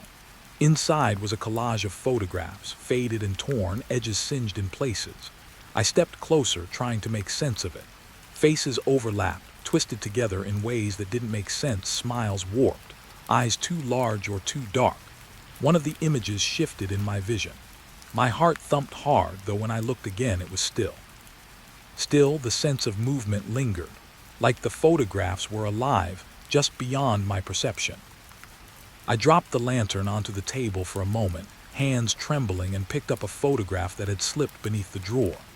It showed a hallway, a trail of dark stains leading to a door cracked just slightly open. The more I stared, the more I noticed shapes in the shadows.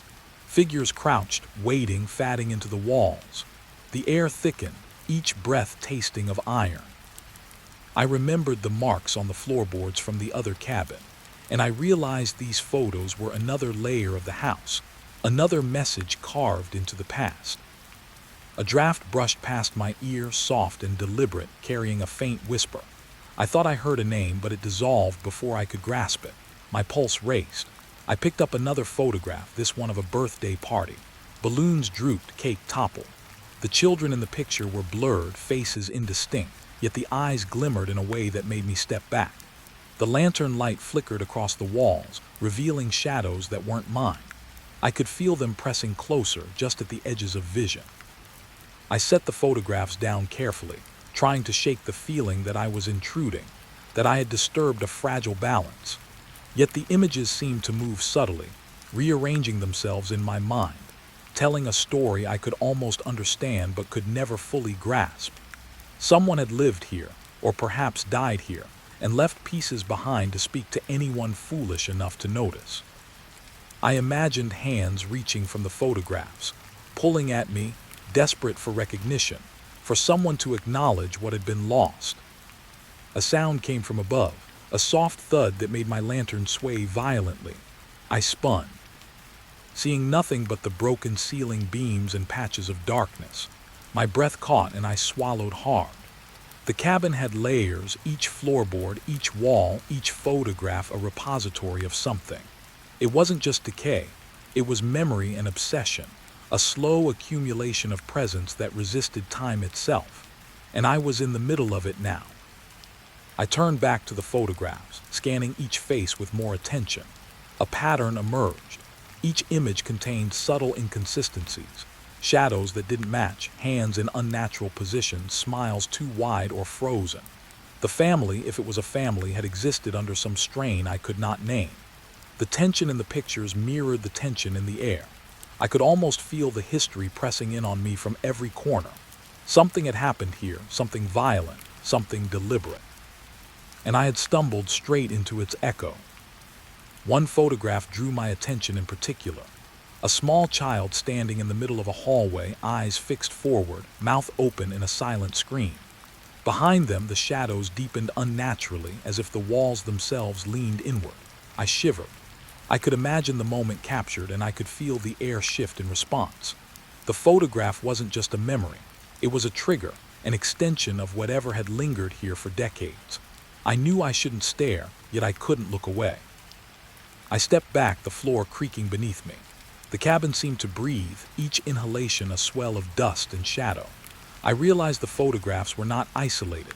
They were threads connecting room to room, past to present. Each one a whisper, a hint, a fragment of a story I could not yet assemble. My eyes darted toward the corner where the collage leaned, and I noticed a detail I hadn't before. One of the photographs was newer, edges crisp. Someone had been here recently. The thought sent a cold shiver down my spine. The cabin was not abandoned, not completely. Someone or something had returned, leaving traces, leaving signals. I felt the weight of the unseen presence, the sensation of being observed, measured. The photographs became more than images. They became evidence, a trail for me to follow if I dared. I could almost hear the whispers of those who had left the photographs, voices tangled with wind, telling me to look closer to understand. I picked up the newer photograph. It was simple, a single hand pressed against glass, blurred, fingers spread wide. I stared, mesmerized and horrified. The skin looked too pale, almost luminous in the lantern light. I felt a pull, a tug at my senses, urging me to reach out. My hand shook, hovering just above it. I imagined the hand moving, grasping mine, and I recoiled instinctively. The cabin seemed to grow darker, though the lantern had not dimmed. Shadows stretched unnaturally across the floor, curling around the walls, curling toward me. I forced myself to look at the other photographs, trying to ground myself, to see them as relics, as history. But they were alive. The eyes in every photograph seemed to follow my movements. Smiles fractured, bodies twisted in impossible ways. The family that had existed here, or had been imagined here, was not at peace. The cabin had preserved them, and now it was preserving me too. I felt the weight of countless gazes, the pull of untold stories that demanded attention, demanded witness. A sudden sound startled me, soft but deliberate, the floor creaking above, slow, deliberate steps. Not rapid, not frantic, but measured. Someone or something was moving through the cabin. My heart hammered, but I could not move. I was rooted, compelled to the photographs, compelled to witness. Another photograph caught my eye. A figure crouched in a doorway, face hidden, hands pressed to the frame. The air thickened. I realized the figure in the image might not be trapped in the past. It might be here, moving with me, unseen but very much present. I gathered the photographs, clutching them to my chest. The cabin felt tighter, smaller, yet infinite, its walls stretching into shadows that I could not penetrate. The lantern flickered violently, then steadied, casting light across a wall of scribbled words. Names, dates, fragments of sentences. They never leave, we see. They remember. I could feel a thread connecting the photographs, the writing, the air itself. I was part of the story now, and the story had not finished with me. I left the drawer open, photographs in hand, moving toward the door. The cabin seemed to sigh as I passed, a slow exhalation that carried the scent of dust, mold, and something sharper, metallic. Outside, the forest waded, fog curling around the trees like smoke. The gate beyond was distant, obscured by branches, but I knew it called to me. I could feel the photographs pressing against my chest, their energy urging me forward. I glanced once more at the cabin. Its windows were dark, but I could sense the presence of all that had happened here, of all the eyes that had watched and still watched. I stepped onto the porch. The air was colder than the cabin, heavy with mist. I held the lantern high, scanning the edge of the woods. Nothing moved, nothing visible. And yet I felt it, the weight of all those who had been here before me, the pull of the photographs, the gaze of eyes long dead and perhaps not dead at all. I pushed the gate open slowly, hearing the rusted hinges groan, and stepped onto the path. The cabin receded into fog, but its presence lingered, a shadow across my mind, a whisper in my thoughts, a promise that the story was far from over. Even now, long after I left, the photographs haunt me. The eyes, the shadows, the faint traces of hands pressing through the images, they are with me. I wonder if they were waiting for me, or if I stumbled into a trap I could never see. The cabin had spoken, and I had listened. And somewhere just beyond sight, the eyes remain, patient, waiting for the next witness to notice, the next chapter to unfold. Night had already swallowed the forest when I realized the cabin wasn't silent. Not the quiet kind of night that presses you to sleep, but a living, breathing quiet, one that watched. Every floorboard groaned under its own weight, each creak like a deliberate warning. I tried to convince myself it was nothing, just age, wind, settling wood. but the pattern didn't fit. The creaks came in rhythm, in reply to my own movements. I sank into a chair, lantern on my knees, trying to calm the tight coil of dread twisting inside me. Outside, the wind rattled the broken shutters, carrying fragments of sound that might have been leaves or whispers. I told myself I was imagining it. But then the boards above me shifted, slow and deliberate, a thrum through the floor that made me catch my breath. Someone or something was moving above, packing, or waiting. I couldn't tell. The air in the cabin thickened, heavy and almost metallic, as if the house had inhaled sharply in anticipation. My eyes darted across the walls, trying to find some flaw, some crack that might explain the noises. I saw nothing, yet felt the pressure of eyes on me, pressing from the shadows. The floorboards creaked again, closer this time, though no steps had approached. My pulse spiked. I gripped the lantern like a shield, though it offered no real protection.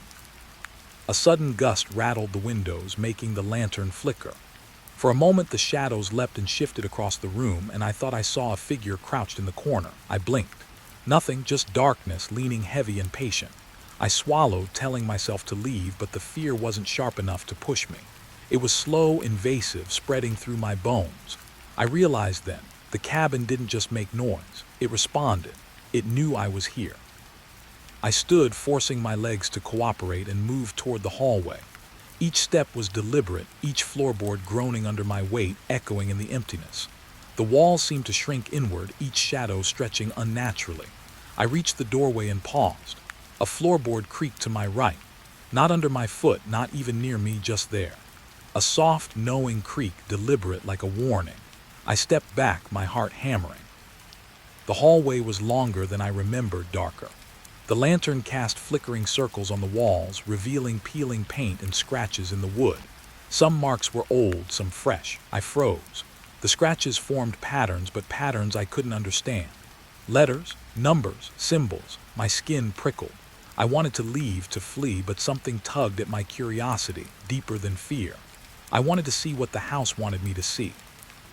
I moved down the hallway, each step measured, eyes scanning the shadows.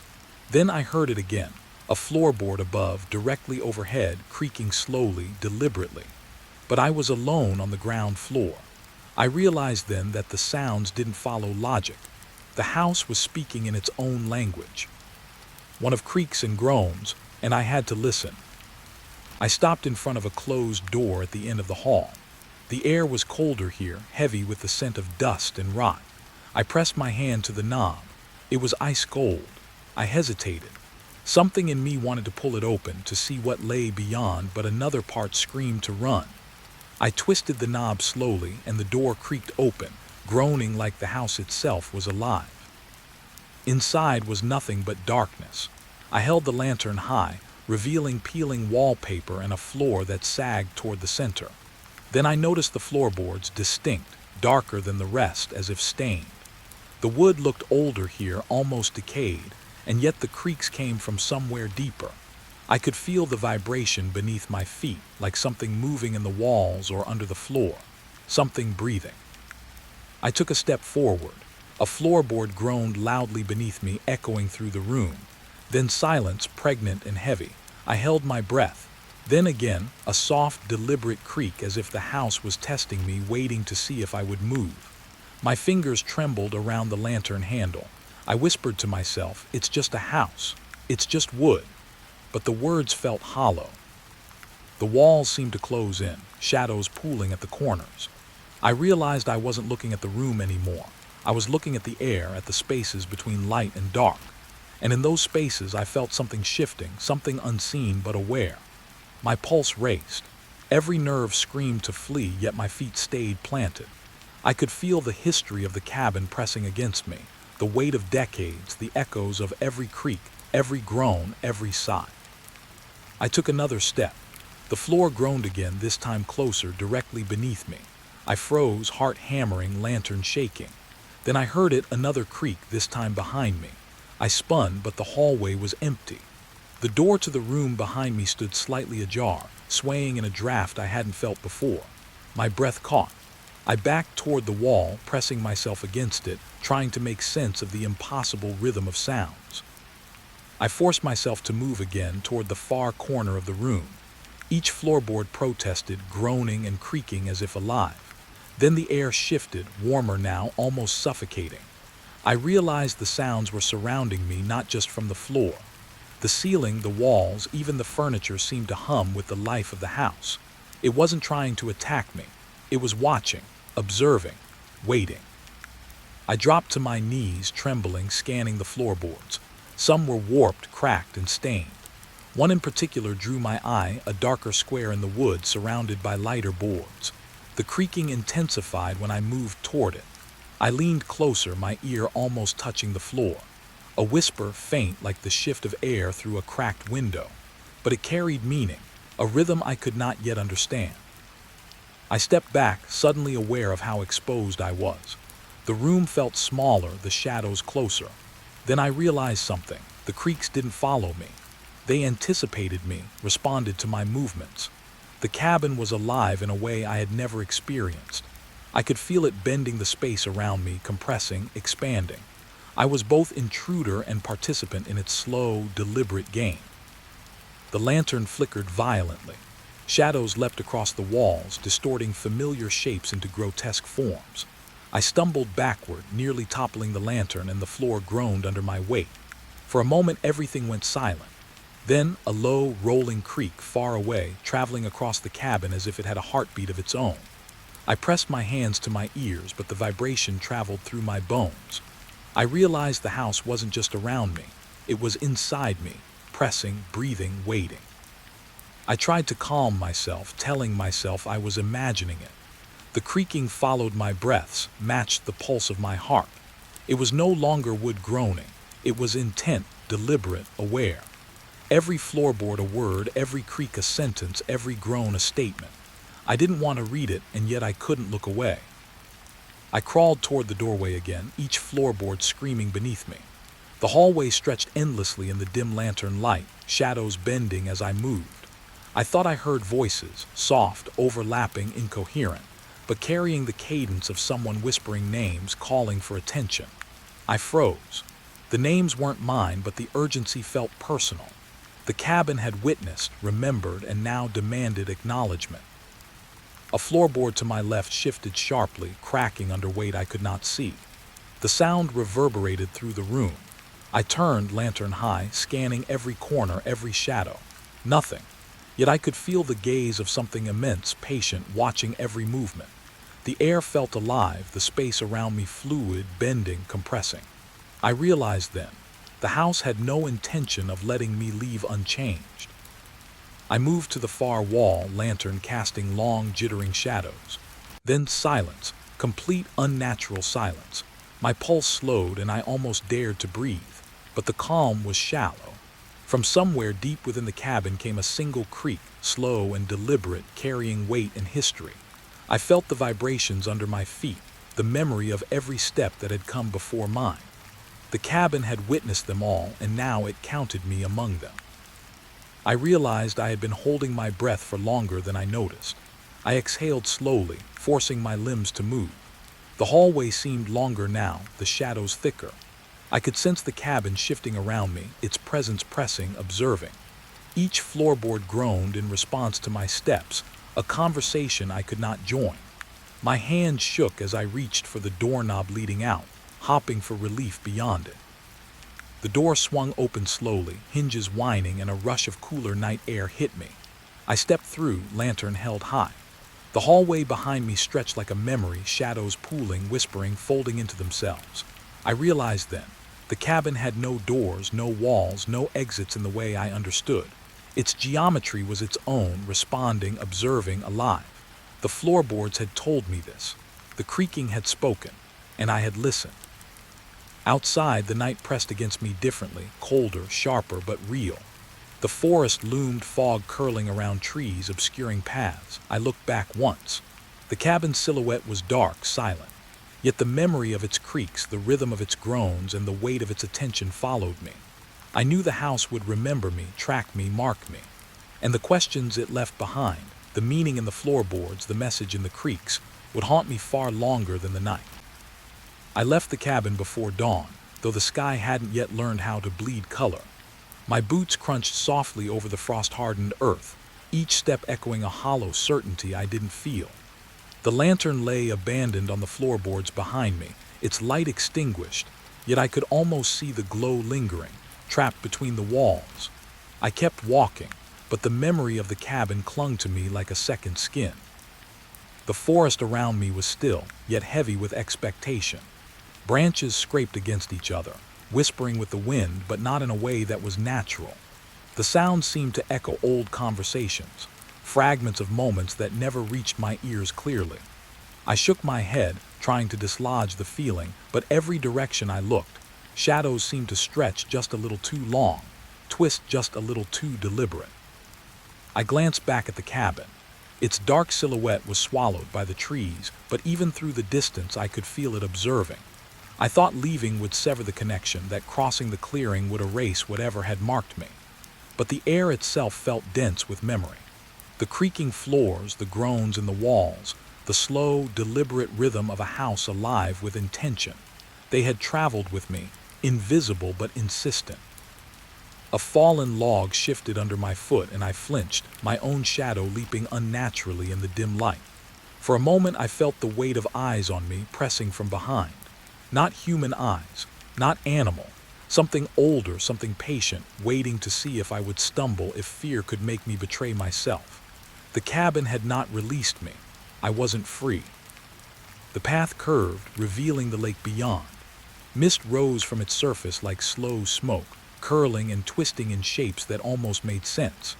I remembered how the water had looked the night before, glassy but hiding movements I could not identify.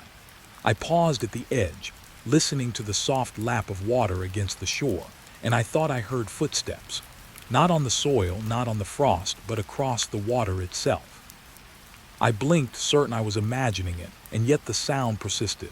A careful, measured step, then another. Rhythm echoing like it came from inside the mist. I swallowed, the taste of cold fear filling my mouth. Who or what could walk on water? My mind tried to rationalize. Ice just forming, a trick of my hearing, the wind moving through reeds. But every instinct in my body screamed that this was something else, something deliberate, unblinking. I forced myself to move, keeping my gaze fixed on the lake, on the mirror of darkness that might conceal whatever followed. The fog thickened, wrapping around me like wet cloth. I realized then that the lake wasn't just reflecting the trees, it was reflecting the cabin too, though impossibly. Its shape lingered in the water, dark and patient, stretching and folding across the surface, as if the reflection remembered things the structure had already forgotten. My boots slipped on damp earth and I crouched, pressing a hand to the soil to steady myself. The footsteps continued, always ahead, though the water rippled without breaking. I wanted to scream, but the sound wouldn't form. My lungs tightened, the chill seeping into bones that no warmth could chase away. I felt a pull, not just of gravity, but of attention. The house had followed me here, or at least its memory, and it was hungry for acknowledgement. I shook my head, trying to shake it off. There was the road ahead, the way out, the promise of daylight. Yet the lake's surface seemed to pulse, the fog twisting as though answering a question I hadn't asked. The footsteps slowed, then stopped, leaving the silence sharp and tangible. I stared, heart hammering, and thought I saw a ripple rise in the water without cause, spreading outward like a message in liquid Morse. I stepped closer, every instinct warning me back, and the mist shifted to reveal something just below the surface. At first I thought it was a shadow, a trick of the fog. Then I saw the shapes, vague, human, yet distorted, as if caught between reflection and reality. I blinked and they were gone, leaving only the water smooth and cold, swallowing any proof of what had been there. My skin prickled. The cabin's echo had traveled this far, bending space, imprinting itself into the world around me. I moved quickly now, boots crunching in shallow frost, trying to outrun the sensation of being watched. But the more I moved, the heavier the air became, like gravity had a voice pressing me down. The forest whispered again, branches scraping, leaves rustling, carrying words I almost understood. Names, perhaps, or fragments of stories that had never ended. I realized then that the house never left. It didn't need walls. Its presence extended, stretched, followed. The road appeared, gravel cracking under my weight. Relief surged, brief and sharp, a momentary reprieve from the weight pressing in. I forced my pace, lungs burning, vision straining through fog and shadow. Yet behind me I felt it, a rhythm in the air, subtle but unrelenting, a heartbeat not my own. The cabin's pulse had found me, trailing like a shadow I could not outrun. I tried to rationalize, telling myself the fog played tricks, that the mist on the lake was bending light strangely. But deep down, I knew the truth. I had walked through the cabin's memory, through its living history, and something inside me had been marked. The house had cataloged me, etched me into its slow, deliberate watchfulness. I didn't need to see it to know it waited. The wind picked up, carrying a soft moan that might have been branches, might have been voices. I froze, searching, and the lake shifted again, as if breathing. Shapes swirled beneath the surface, just out of reach, impossibly dark. I realized the fog was a screen hiding movement I could not fully register, leaving questions in its wake. Questions I didn't want, yet could not ignore. I forced my eyes forward, toward the faint light on the horizon, toward whatever promise lay beyond. But the fog pressed tighter, the shadows of trees bending toward me, almost rooting me in place. The footsteps returned, soft and deliberate, echoing a rhythm I had already memorized. I wanted to run, to ignore it, but the rhythm was too familiar, too insistent. I had felt it before in the cabin, beneath the floorboards, in the creaks of wood. I paused again, chest heaving, trying to discern direction. The footsteps weren't behind, weren't ahead, they were everywhere, yet nowhere. My mind raced, trying to make sense. Was it the lake, the forest, the cabin's memory? I realized it didn't matter. I could not escape. Not fully.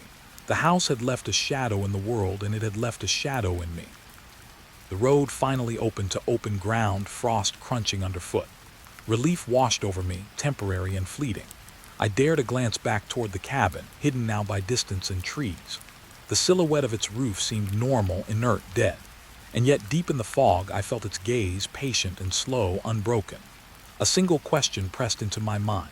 Did the house ever sleep? Or did it simply wait, always in whatever form it could, to remind those who entered that it never truly empties? I forced my legs forward, toward the distant promise of civilization, though every instinct warned me that the cabin's echo would follow.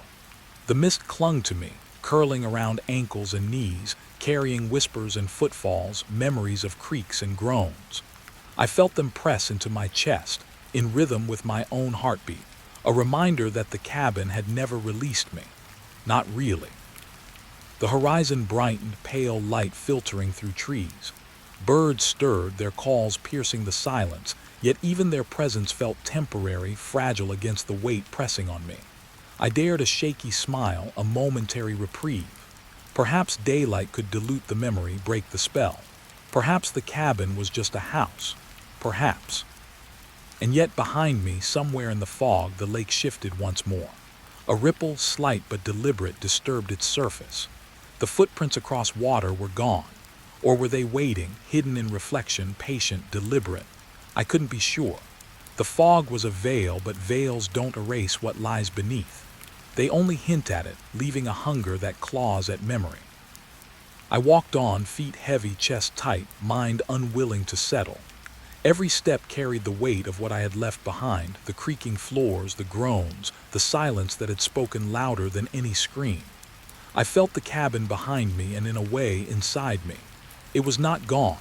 It was waiting, watching, learning.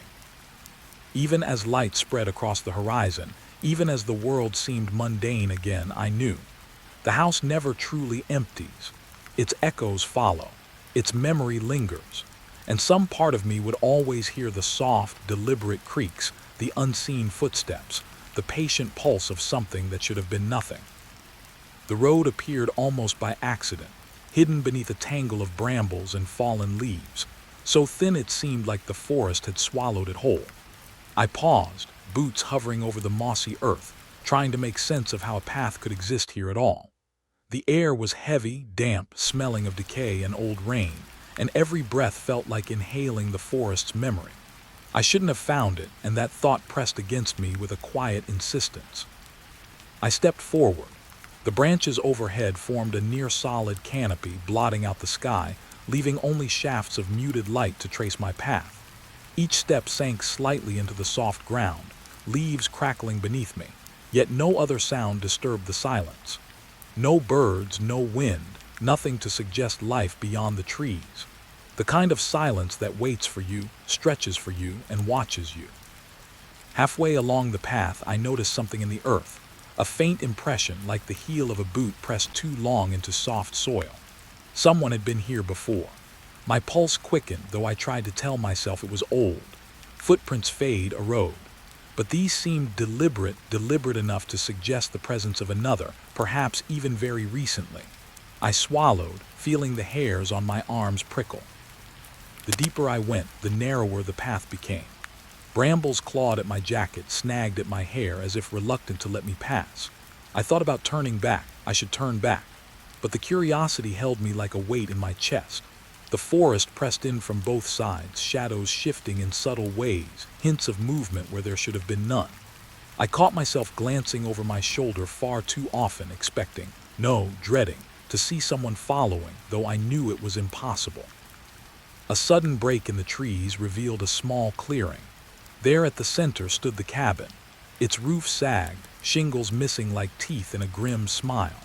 The walls were darkened by age, warped by rain, the windows starring like hollow eyes. I stepped closer, boots crunching softly over frost-hardened earth, and felt the first real tug of unease. The air seemed heavier here, pressing down as if the cabin had its own gravity. I circled it slowly, noting the decay. One window was shattered, the jagged glass catching what little light filtered through the canopy. A door hung on a single hinge, moving slightly in a wind I couldn't feel. I told myself it was just old wood settling, but my chest tightened anyway. I could feel the history pressing from within, thick and suffocating. What had been left behind here? What had been forgotten? I stepped inside. The floorboards groaned underfoot, each one complaining with a long, drawn-out sound. Dust motes floated in the weak sunlight that pierced through cracks in the walls, drifting lazily, yet even they seemed to move with purpose, lingering where they shouldn't. I ran a hand over the mantel, tracing the deep scratches carved into the wood. Someone or something had been angry here, or desperate, perhaps both. The silence inside was different. Outside, the forest seemed merely absent of life. Inside, the silence pressed in, active, aware. It shifted as I moved, pressing against my ears, filling my chest. I caught a faint smell, metallic and sour, almost like rust mixed with earth. My stomach knotted. I wanted to leave, but I couldn't. Something in the cabin held me, taut as a string. I found the stairs at the back, leading down to a cellar, hidden beneath a heavy trapdoor. My hand lingered on the rusted handle. I knew I shouldn't open it. Every instinct screamed to turn, to run back along the forgotten road, to leave this place behind. But curiosity, that slow, dangerous curiosity, drew me forward. The handle yielded with a creak, opening onto darkness so complete it seemed to swallow the weak light around it. I descended slowly, boots tapping softly on cold stone. The air grew damp, smelled of mold and earth long sealed. My eyes adjusted, catching shapes just beyond the reach of sight. A pile of broken furniture in one corner, a rusted bucket, a coil of rope half buried in dust. Nothing overtly threatening, nothing human, yet the space felt alive, patient, aware. I shivered. Something had waited here, and perhaps it still did. A faint scrape echoed from below, and I froze. The sound wasn't loud, but it resonated, carrying through the stone walls like a pulse. I thought about turning on a flashlight, but hesitation rooted me. The dark seemed to drink light. Even the weak sun filtering from above refused to touch the corners. I whispered my own name, testing the sound, and it came back to me, warped, too slow, too hollow. I moved deeper into the cellar, brushing against the walls for orientation. A low hum of air, or something like it, caressed my ear. I couldn't tell if it was natural or the house itself breathing, settling. My heart hammered against my ribs. I wanted to leave. Yet each step revealed something new, subtle, a trace of history. A scorched mark on the floor, a nail bent like it had been used violently, a single child-sized shoe tucked into a corner, coated with years of dust. The air shifted, colder now. I could see my breath curling, yet no wind moved. Shadows gathered along the walls, thicker, darker, leaning toward me. I forced myself to focus on small things, a crack in the stone, a spider's web, but the feeling of being watched never lessened. Every step, every glance over the shoulder confirmed it. This place had attention. Patient, deliberate attention. I thought about the path I had taken, how easy it had been to miss, and how easy it would be to forget. Who would come here now? Who would see what I saw? My chest tightened at the thought. Perhaps the forest itself had conspired to hide the cabin. Perhaps it had always been waiting for someone like me. A sudden draft shifted through the cellar, carrying a sound of faint whispering. I stopped. My own imagination, surely. But the words, or what I imagined as words, seemed almost deliberate. Warning, promise, question. I strained to hear, to understand, but they dissolved before I could form anything coherent.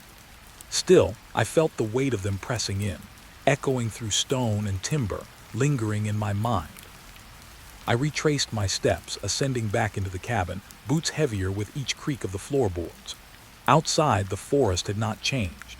The path remained narrow, hidden, yet somehow clearer now, marked by impressions I had left, subtle traces for another to follow, or perhaps for the cabin itself to remember. The sunlight was muted, filtering through leaves that seemed to shift ever so slightly, as if watching, adjusting, acknowledging my presence. I paused at the edge of the clearing, glancing back. The cabin's silhouette seemed unchanged, inert, but I could feel its gaze pressing through the trees. It didn't need eyes. The memory of what had transpired within its walls, the deliberate silence, the subtle signs of past violence, it all lingered in the air, in the earth, in me. I realized then that leaving didn't erase it. I could not carry this place, yet it would follow. The forgotten road behind me seemed less hidden now. I noticed small marks in the earth, the faintest depressions, as if someone had stepped here recently. Or perhaps I had noticed them now because the cabin allowed it. The forest was quiet still, yet not the same. The silence had gained weight, carrying traces of sound, expectation, intent. I moved forward, boots carrying me along the path, but my mind kept returning to the cabin, to the cellar, to the single child-sized shoe buried in dust. Something had ended here long ago, and yet something persisted, waiting. I could feel its presence tracing the back of my neck, brushing against my thoughts, subtle, patient, like a memory refusing to fade. At last I reached the edge of the woods, the sunlight breaking fully through the trees. Relief washed over me in sudden, fragile waves. I dared a slow breath, feeling the cold air in my lungs, the faint warmth of day pressing against my skin. And yet, even in the brightness, I could not shake the feeling that the cabin watched, that the road had marked me, that the forest itself had noticed me passing and would remember. I glanced once more at the hidden path, barely visible, overgrown, winding into shadow. I knew someone or something would follow it eventually, and I realized with a hollow sort of certainty that the cabin was not just a place. It was a memory anchored to the earth, patient, deliberate, waiting for the next to wander too close. Even as I stepped onto the main road, even as the forest fell behind me, I could feel the weight of the forgotten road, the subtle pull of what had been lost and left behind. The silence of the forest had changed. It remembered, and I would not forget. The door hung crooked, protesting against the frame as I pushed it open. The hinges groaned, and I thought, for a split second, about turning back. But something in the stale air pulled me in, a weight pressing against my chest, whispering that I would find what I hadn't yet understood. Inside, the cabin was frozen in time. Dust coated every surface, thick and dull, but the impression of human presence lingered. A chair tipped over as though someone had left in a hurry. A cup lay on the counter, dried tea staining its rim. Each object, each small detail, suggested lives interrupted, and I felt the quiet gravity of absence. I moved carefully across the creaking floorboards, boots muffled against the thin carpet. There were clothes scattered, folded carelessly or tossed aside in a flurry, threadbare fabrics that smelled faintly of mildew. A coat hung on a hook near the door, stiff and damp. I reached out, almost expecting it to move under my touch, but it was just the fabric, unremarkable yet strangely telling. Someone had been here not long ago, Or at least, the cabin made it feel as though they could return at any moment. Drawers opened with reluctant groans. In one, a set of photographs rested, edges curling yellow. Faces stared up at me, frozen in smiles that felt too practiced, too deliberate. A child no older than 6 clutching a toy with a wide grin. A man with dark eyes that seemed to follow me even in the dim light. I felt my pulse tighten. It wasn't just the images themselves, it was how they were placed, casual in arrangement, yet somehow deliberate, as though someone wanted them to be found. Or remembered. I picked up a journal from the table, its leather cover cracked. The pages were yellowed, brittle, filled with neat handwriting. Lines spoke of ordinary days, small arguments, fleeting joys. But there were passages that shifted, sudden changes in tone, half-formed fears that hinted at something larger, darker. And then one page was blank, ripped cleanly from the binding. I traced the tear with a fingertip, heart hammering. Who had left it? And why here in the silence of this abandoned cabin? Footsteps, my own, echoing against the walls, felt amplified. Every creak, every groan of the floor seemed to carry intent. I spun around, half expecting someone to emerge from the shadows, and the emptiness pressed back, thick and suffocating. Yet I could feel the weight of being watched, as though the scattered belongings themselves held eyes, waiting, anticipating. A basket tipped over, spilling letters onto the floor. I bent to pick them up. They were unsigned, postmarked decades ago, their paper yellowed and brittle. Words scrawled across the page, some urgent, others resigned. They spoke of disputes, of debts owed, of absences that left holes in lives, in hearts. One note in particular caught my attention. If I leave now, will anyone notice? My breath caught. The question hung in the air, echoing in the empty room, directed not at me, but to something I couldn't name. I noticed shoes lined by the wall, one pair small, a child's, the other adult, worn and scuffed. They were positioned carefully, unnaturally still, as if their owners had stepped out for a moment and never returned. A sudden shiver ran through me. I imagined the last steps taken here, hasty, distracted, anxious. And yet no sign of departure, no goodbye, only absence and the lingering impression of lives abruptly halted. I traced my fingers over a table, sticky with something old, indeterminate. A small toy lay nearby, a wooden horse with chipped paint. It looked like it had been handled recently, though dust had settled on it. I wondered who had played with it last and why it had been left behind. The air seemed heavier here, filled with a quiet tension, as though the cabin itself remembered each touch, each movement, each sudden, unexplained exit. In the corner, a trunk sat partially open, revealing more belongings, clothes, a small pair of spectacles, a scarf frayed at the edges. I hesitated, feeling that each item was a breadcrumb, a silent testimony. Someone had packed and unpacked, returned, packed again, and then vanished. The thought gnawed at me. Where did they go? What had driven them from this place so suddenly that nothing was fully collected, nothing fully abandoned either? I paused by the window. The glass was grimy, fogged with age. Outside, the forest loomed dark and quiet. The light was fading, brushing the cabin in long, distorted shadows. I caught movement in the periphery, a swaying branch or a presence beyond the glass. My pulse quickened. I told myself it was the wind, the natural shift of trees in evening light. And yet the feeling persisted. Someone or something was still here, hidden, observing. A cupboard creaked open on its own. I froze. There was no draft, no sound to explain it. Inside, more clothing, folded neatly, almost ritualistically. I ran a hand along the stack, feeling a strange residue like faint warmth or memory pressed into the fabric. Each garment seemed to whisper a story, yet none revealed its full truth. My chest tightened as the cabin's silence seemed to grow denser, pressing into my ribs, wrapping around me. I found a small photo album tucked under the bed.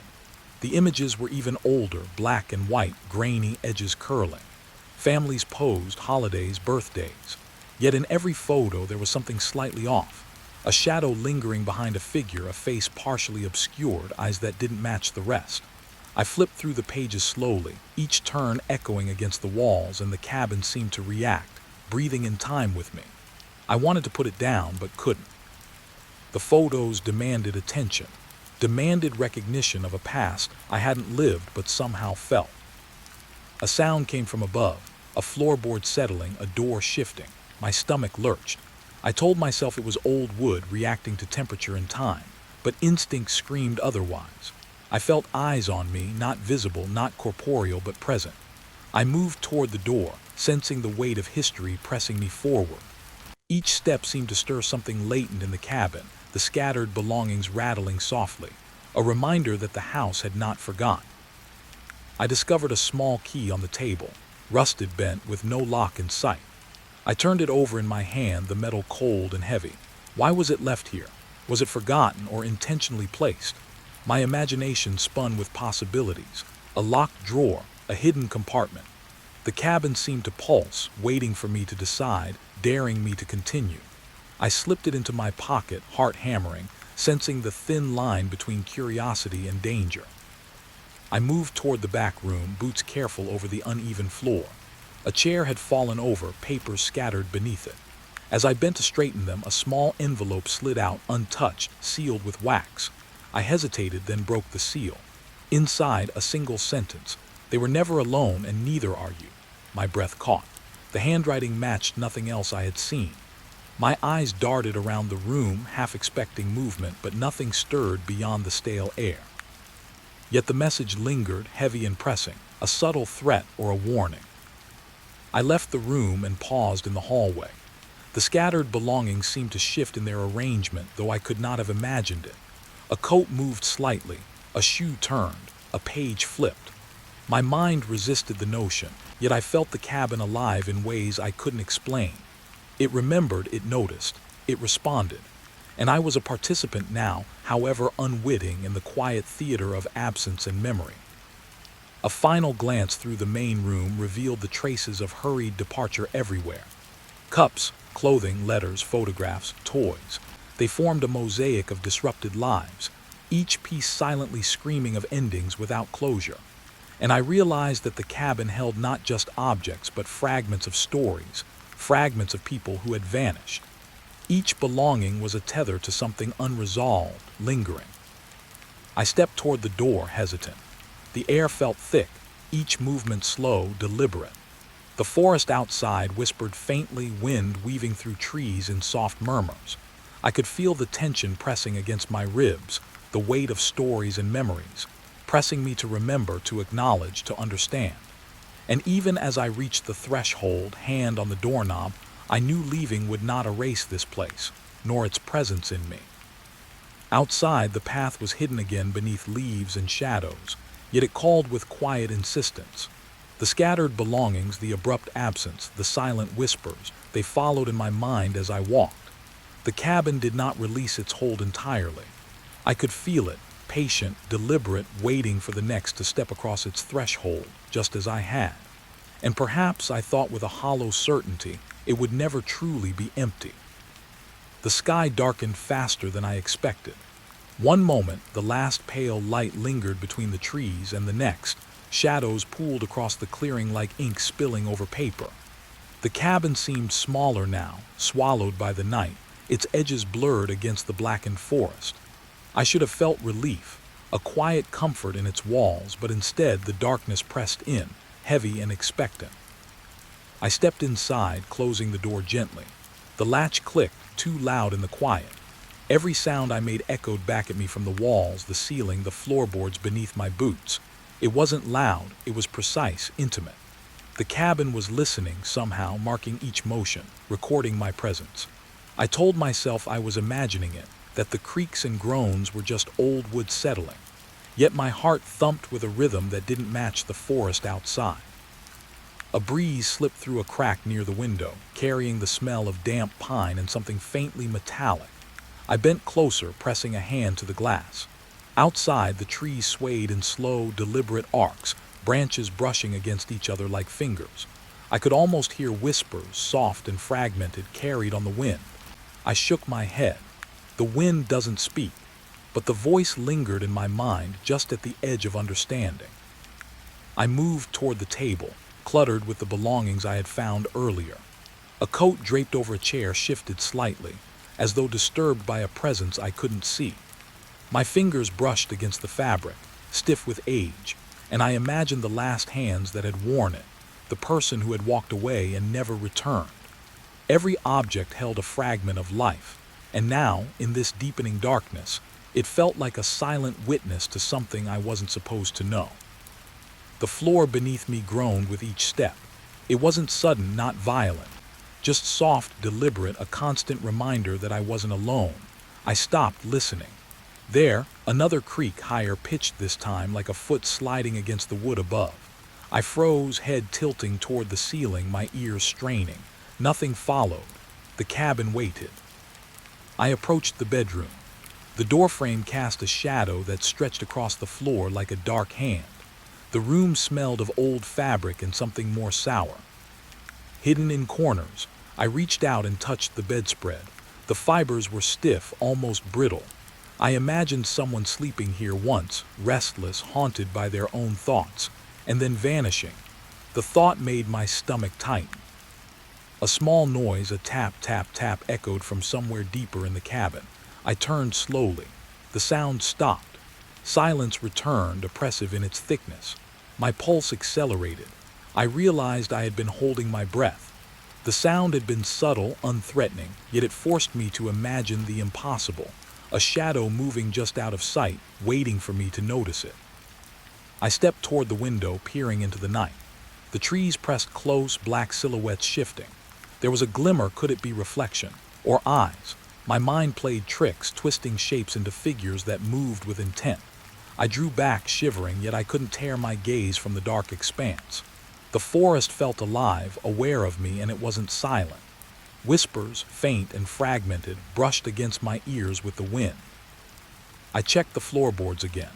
One near the wall was slightly raised, a subtle shift I hadn't noticed before. I knelt, pressing my hand against it. It resisted, then gave slightly, as if acknowledging my touch. Beneath, a hollow emptiness, as though the cabin itself was concealing something, hiding secrets beneath its creaking floors. I pulled back, unnerved, imagining what might be down there, and why it had been left for me to find, or to fear. The candle I lit flickered, casting long shadows that danced across the walls.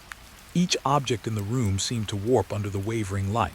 The chair that had once held someone's weight, the table where letters were left, the scattered clothing still stiff from neglect.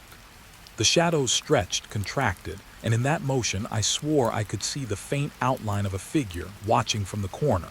But when I looked again, nothing was there, just shadows. But they weren't ordinary shadows. They carried weight, memory, and intent. I moved slowly to the corner where the trunk sat. The lid had shifted slightly since earlier, a fraction of an inch. My fingers traced the wood grain, rough and aged. Inside, a few belongings remained: a scarf, a folded shirt, a small toy. Each item seemed to pulse with memory, as though the room had breathed them into life. I lifted the toy, a wooden horse, chipped and worn.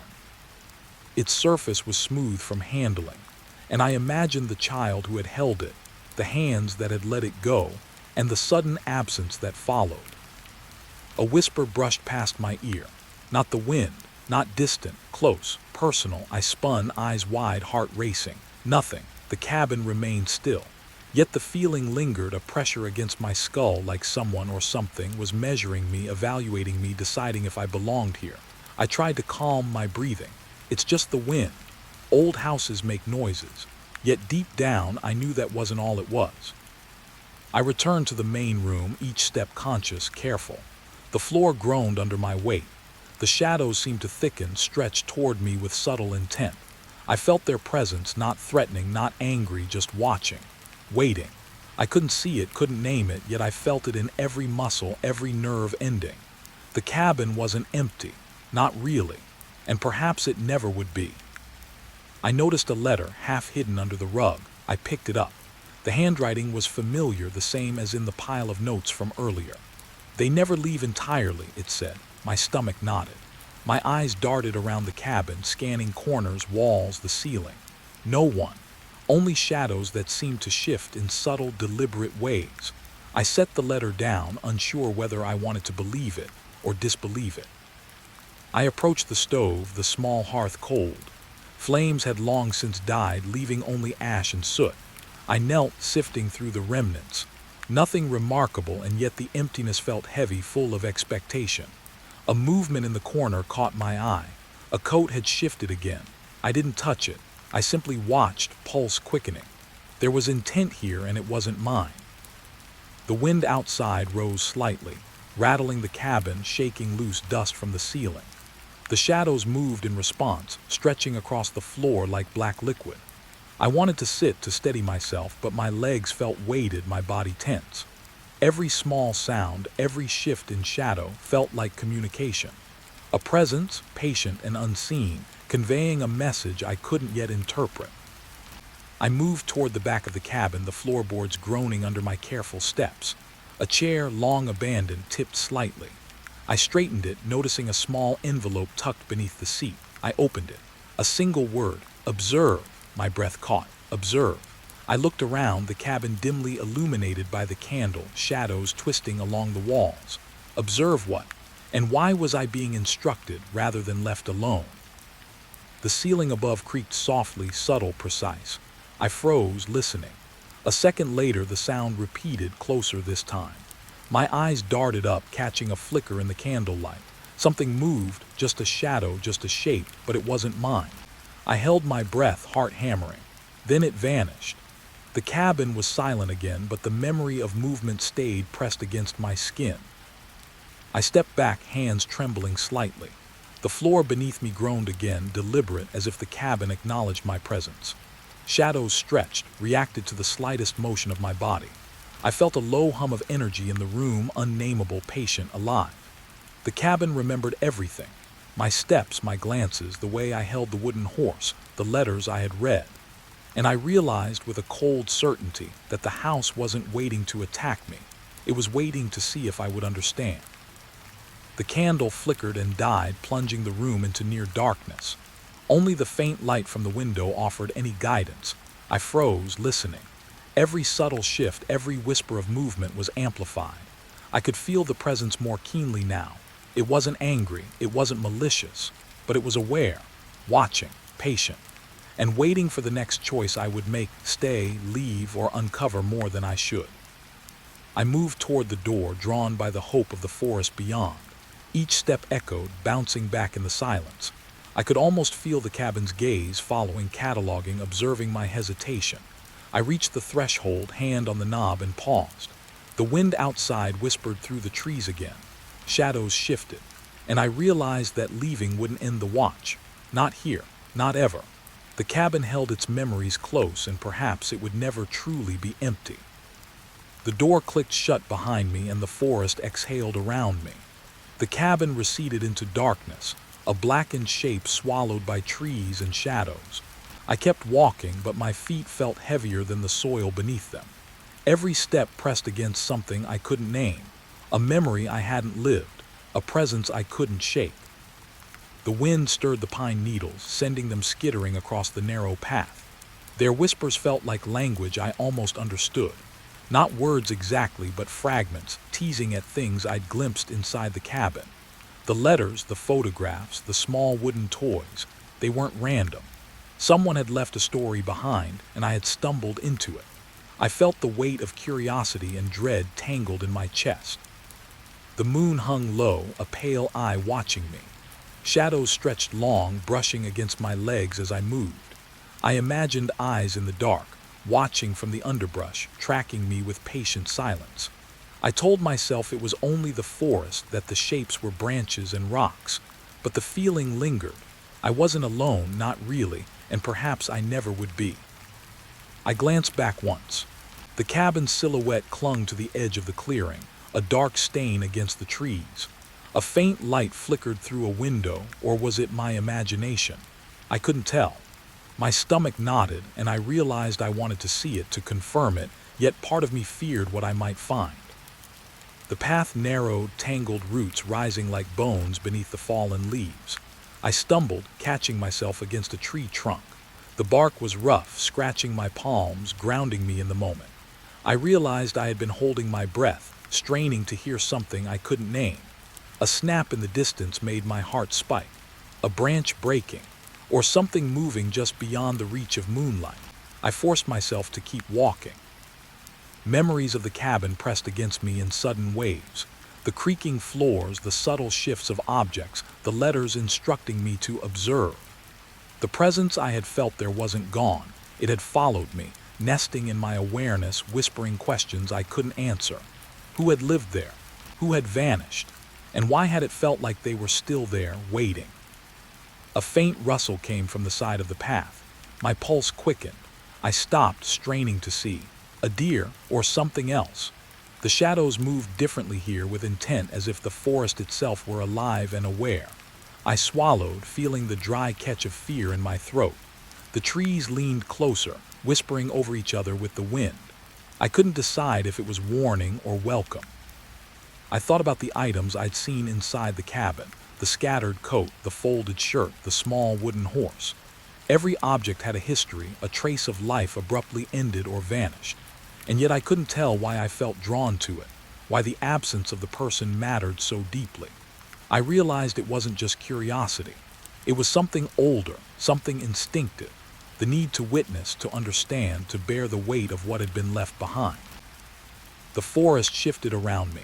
Shadows deepened, and I felt a strange vertigo, a sense of displacement. The path was the same, yet different. Roots seemed longer, branches closer. I stumbled again, gripping the bark of a tree, and noticed a faint mark on the ground, footprints too faint for me to identify clearly. I froze. Were they mine from before, or had someone or something passed this way after me?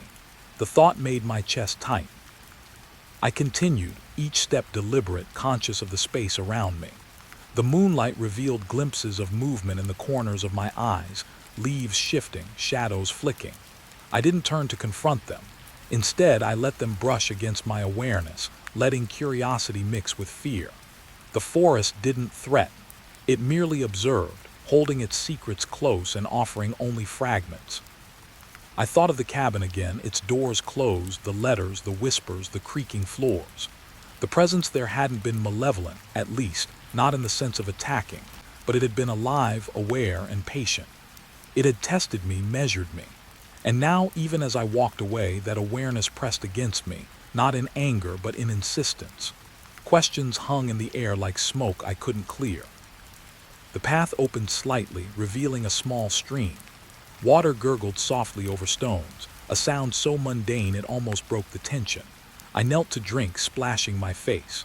The cold water shocked my senses, grounding me in the present. For a moment I thought I could leave the cabin behind, leave the questions behind. But as I straightened, I noticed a reflection in the water, my own, but twisted, longer, shadowed differently than I expected. I blinked. The image was gone. Yet the sense of being observed remained. The wind rose again, brushing through the trees, carrying the faintest scent of smoke, or was it decay? I couldn't tell. My mind replayed scenes from the cabin, the letter that said "observe," the photograph with the eyes half hidden, the coat that shifted as if alive. Each fragment felt connected, like pieces of a puzzle whose picture I could almost glimpse but never hold. A rustle to my right. I spun, eyes wide. Nothing. The forest swallowed sound immediately, returning me to a quiet that felt more oppressive than noise. My pulse raced, and I realized the forest wasn't simply watching, it was testing me, observing how I responded to the unknown. Each small movement, each step, each heartbeat mattered. I had to measure myself, my fear, my curiosity, my willingness to carry these questions forward. I paused on a small rise, looking back toward the cabin's direction. The trees blocked most of the view, but I could swear I saw the faintest glow behind a window, like a candle briefly lit and then snuffed out. I shook my head, trying to convince myself it was a trick of the shadows. But a knot of unease lodged itself in my stomach. Was the cabin empty, or had it never truly been? And if not, who or what remained? The path narrowed again, thick with fallen branches and uneven roots. Each step was a negotiation with the forest, a test of balance and awareness. My thoughts spiraled. What had I witnessed? What had I touched? Every object, every whisper, every creak of the floor had been a fragment of life interrupted, preserved in the stillness of that cabin. And now, as I moved away, the fragments clung to me, pulling my attention backward even as I pressed forward. The wind carried another whisper, soft, unintelligible, like a fragment of memory. I stopped listening.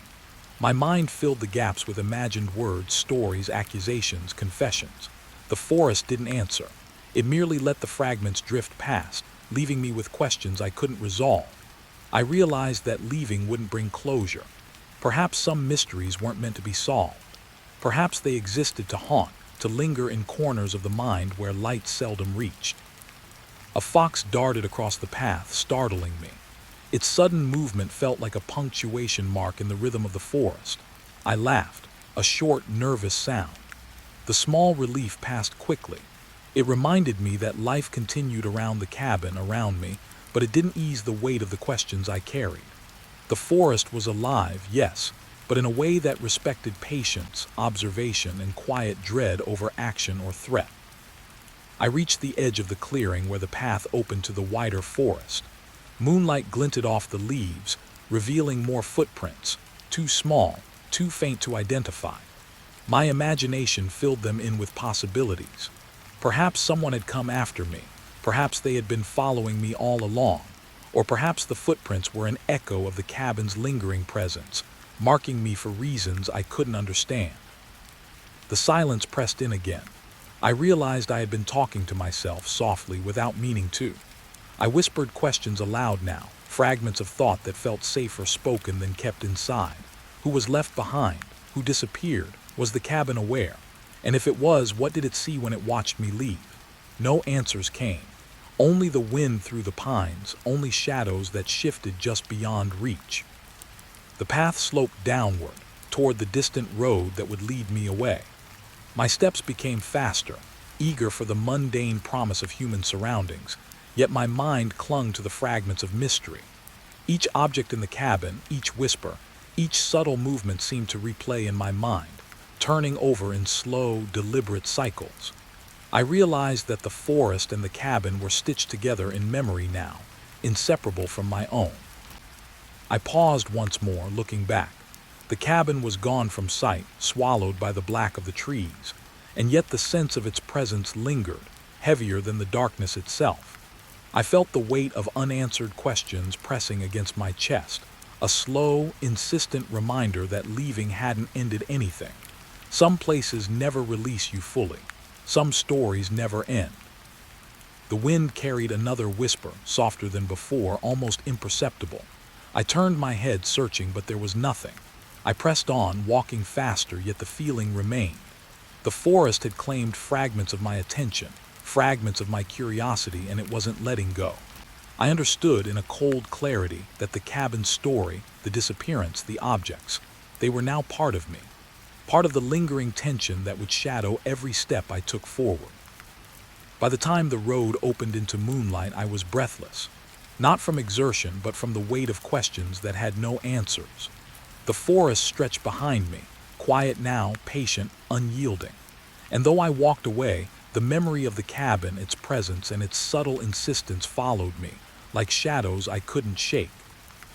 I realized then that some mysteries didn't resolve. Some presences didn't leave. They lingered, patient, waiting for someone willing, or unwilling, to carry them forward. I would think of the cabin often, in quiet moments, in sudden silences, in dreams where the creaking floors returned to life beneath me.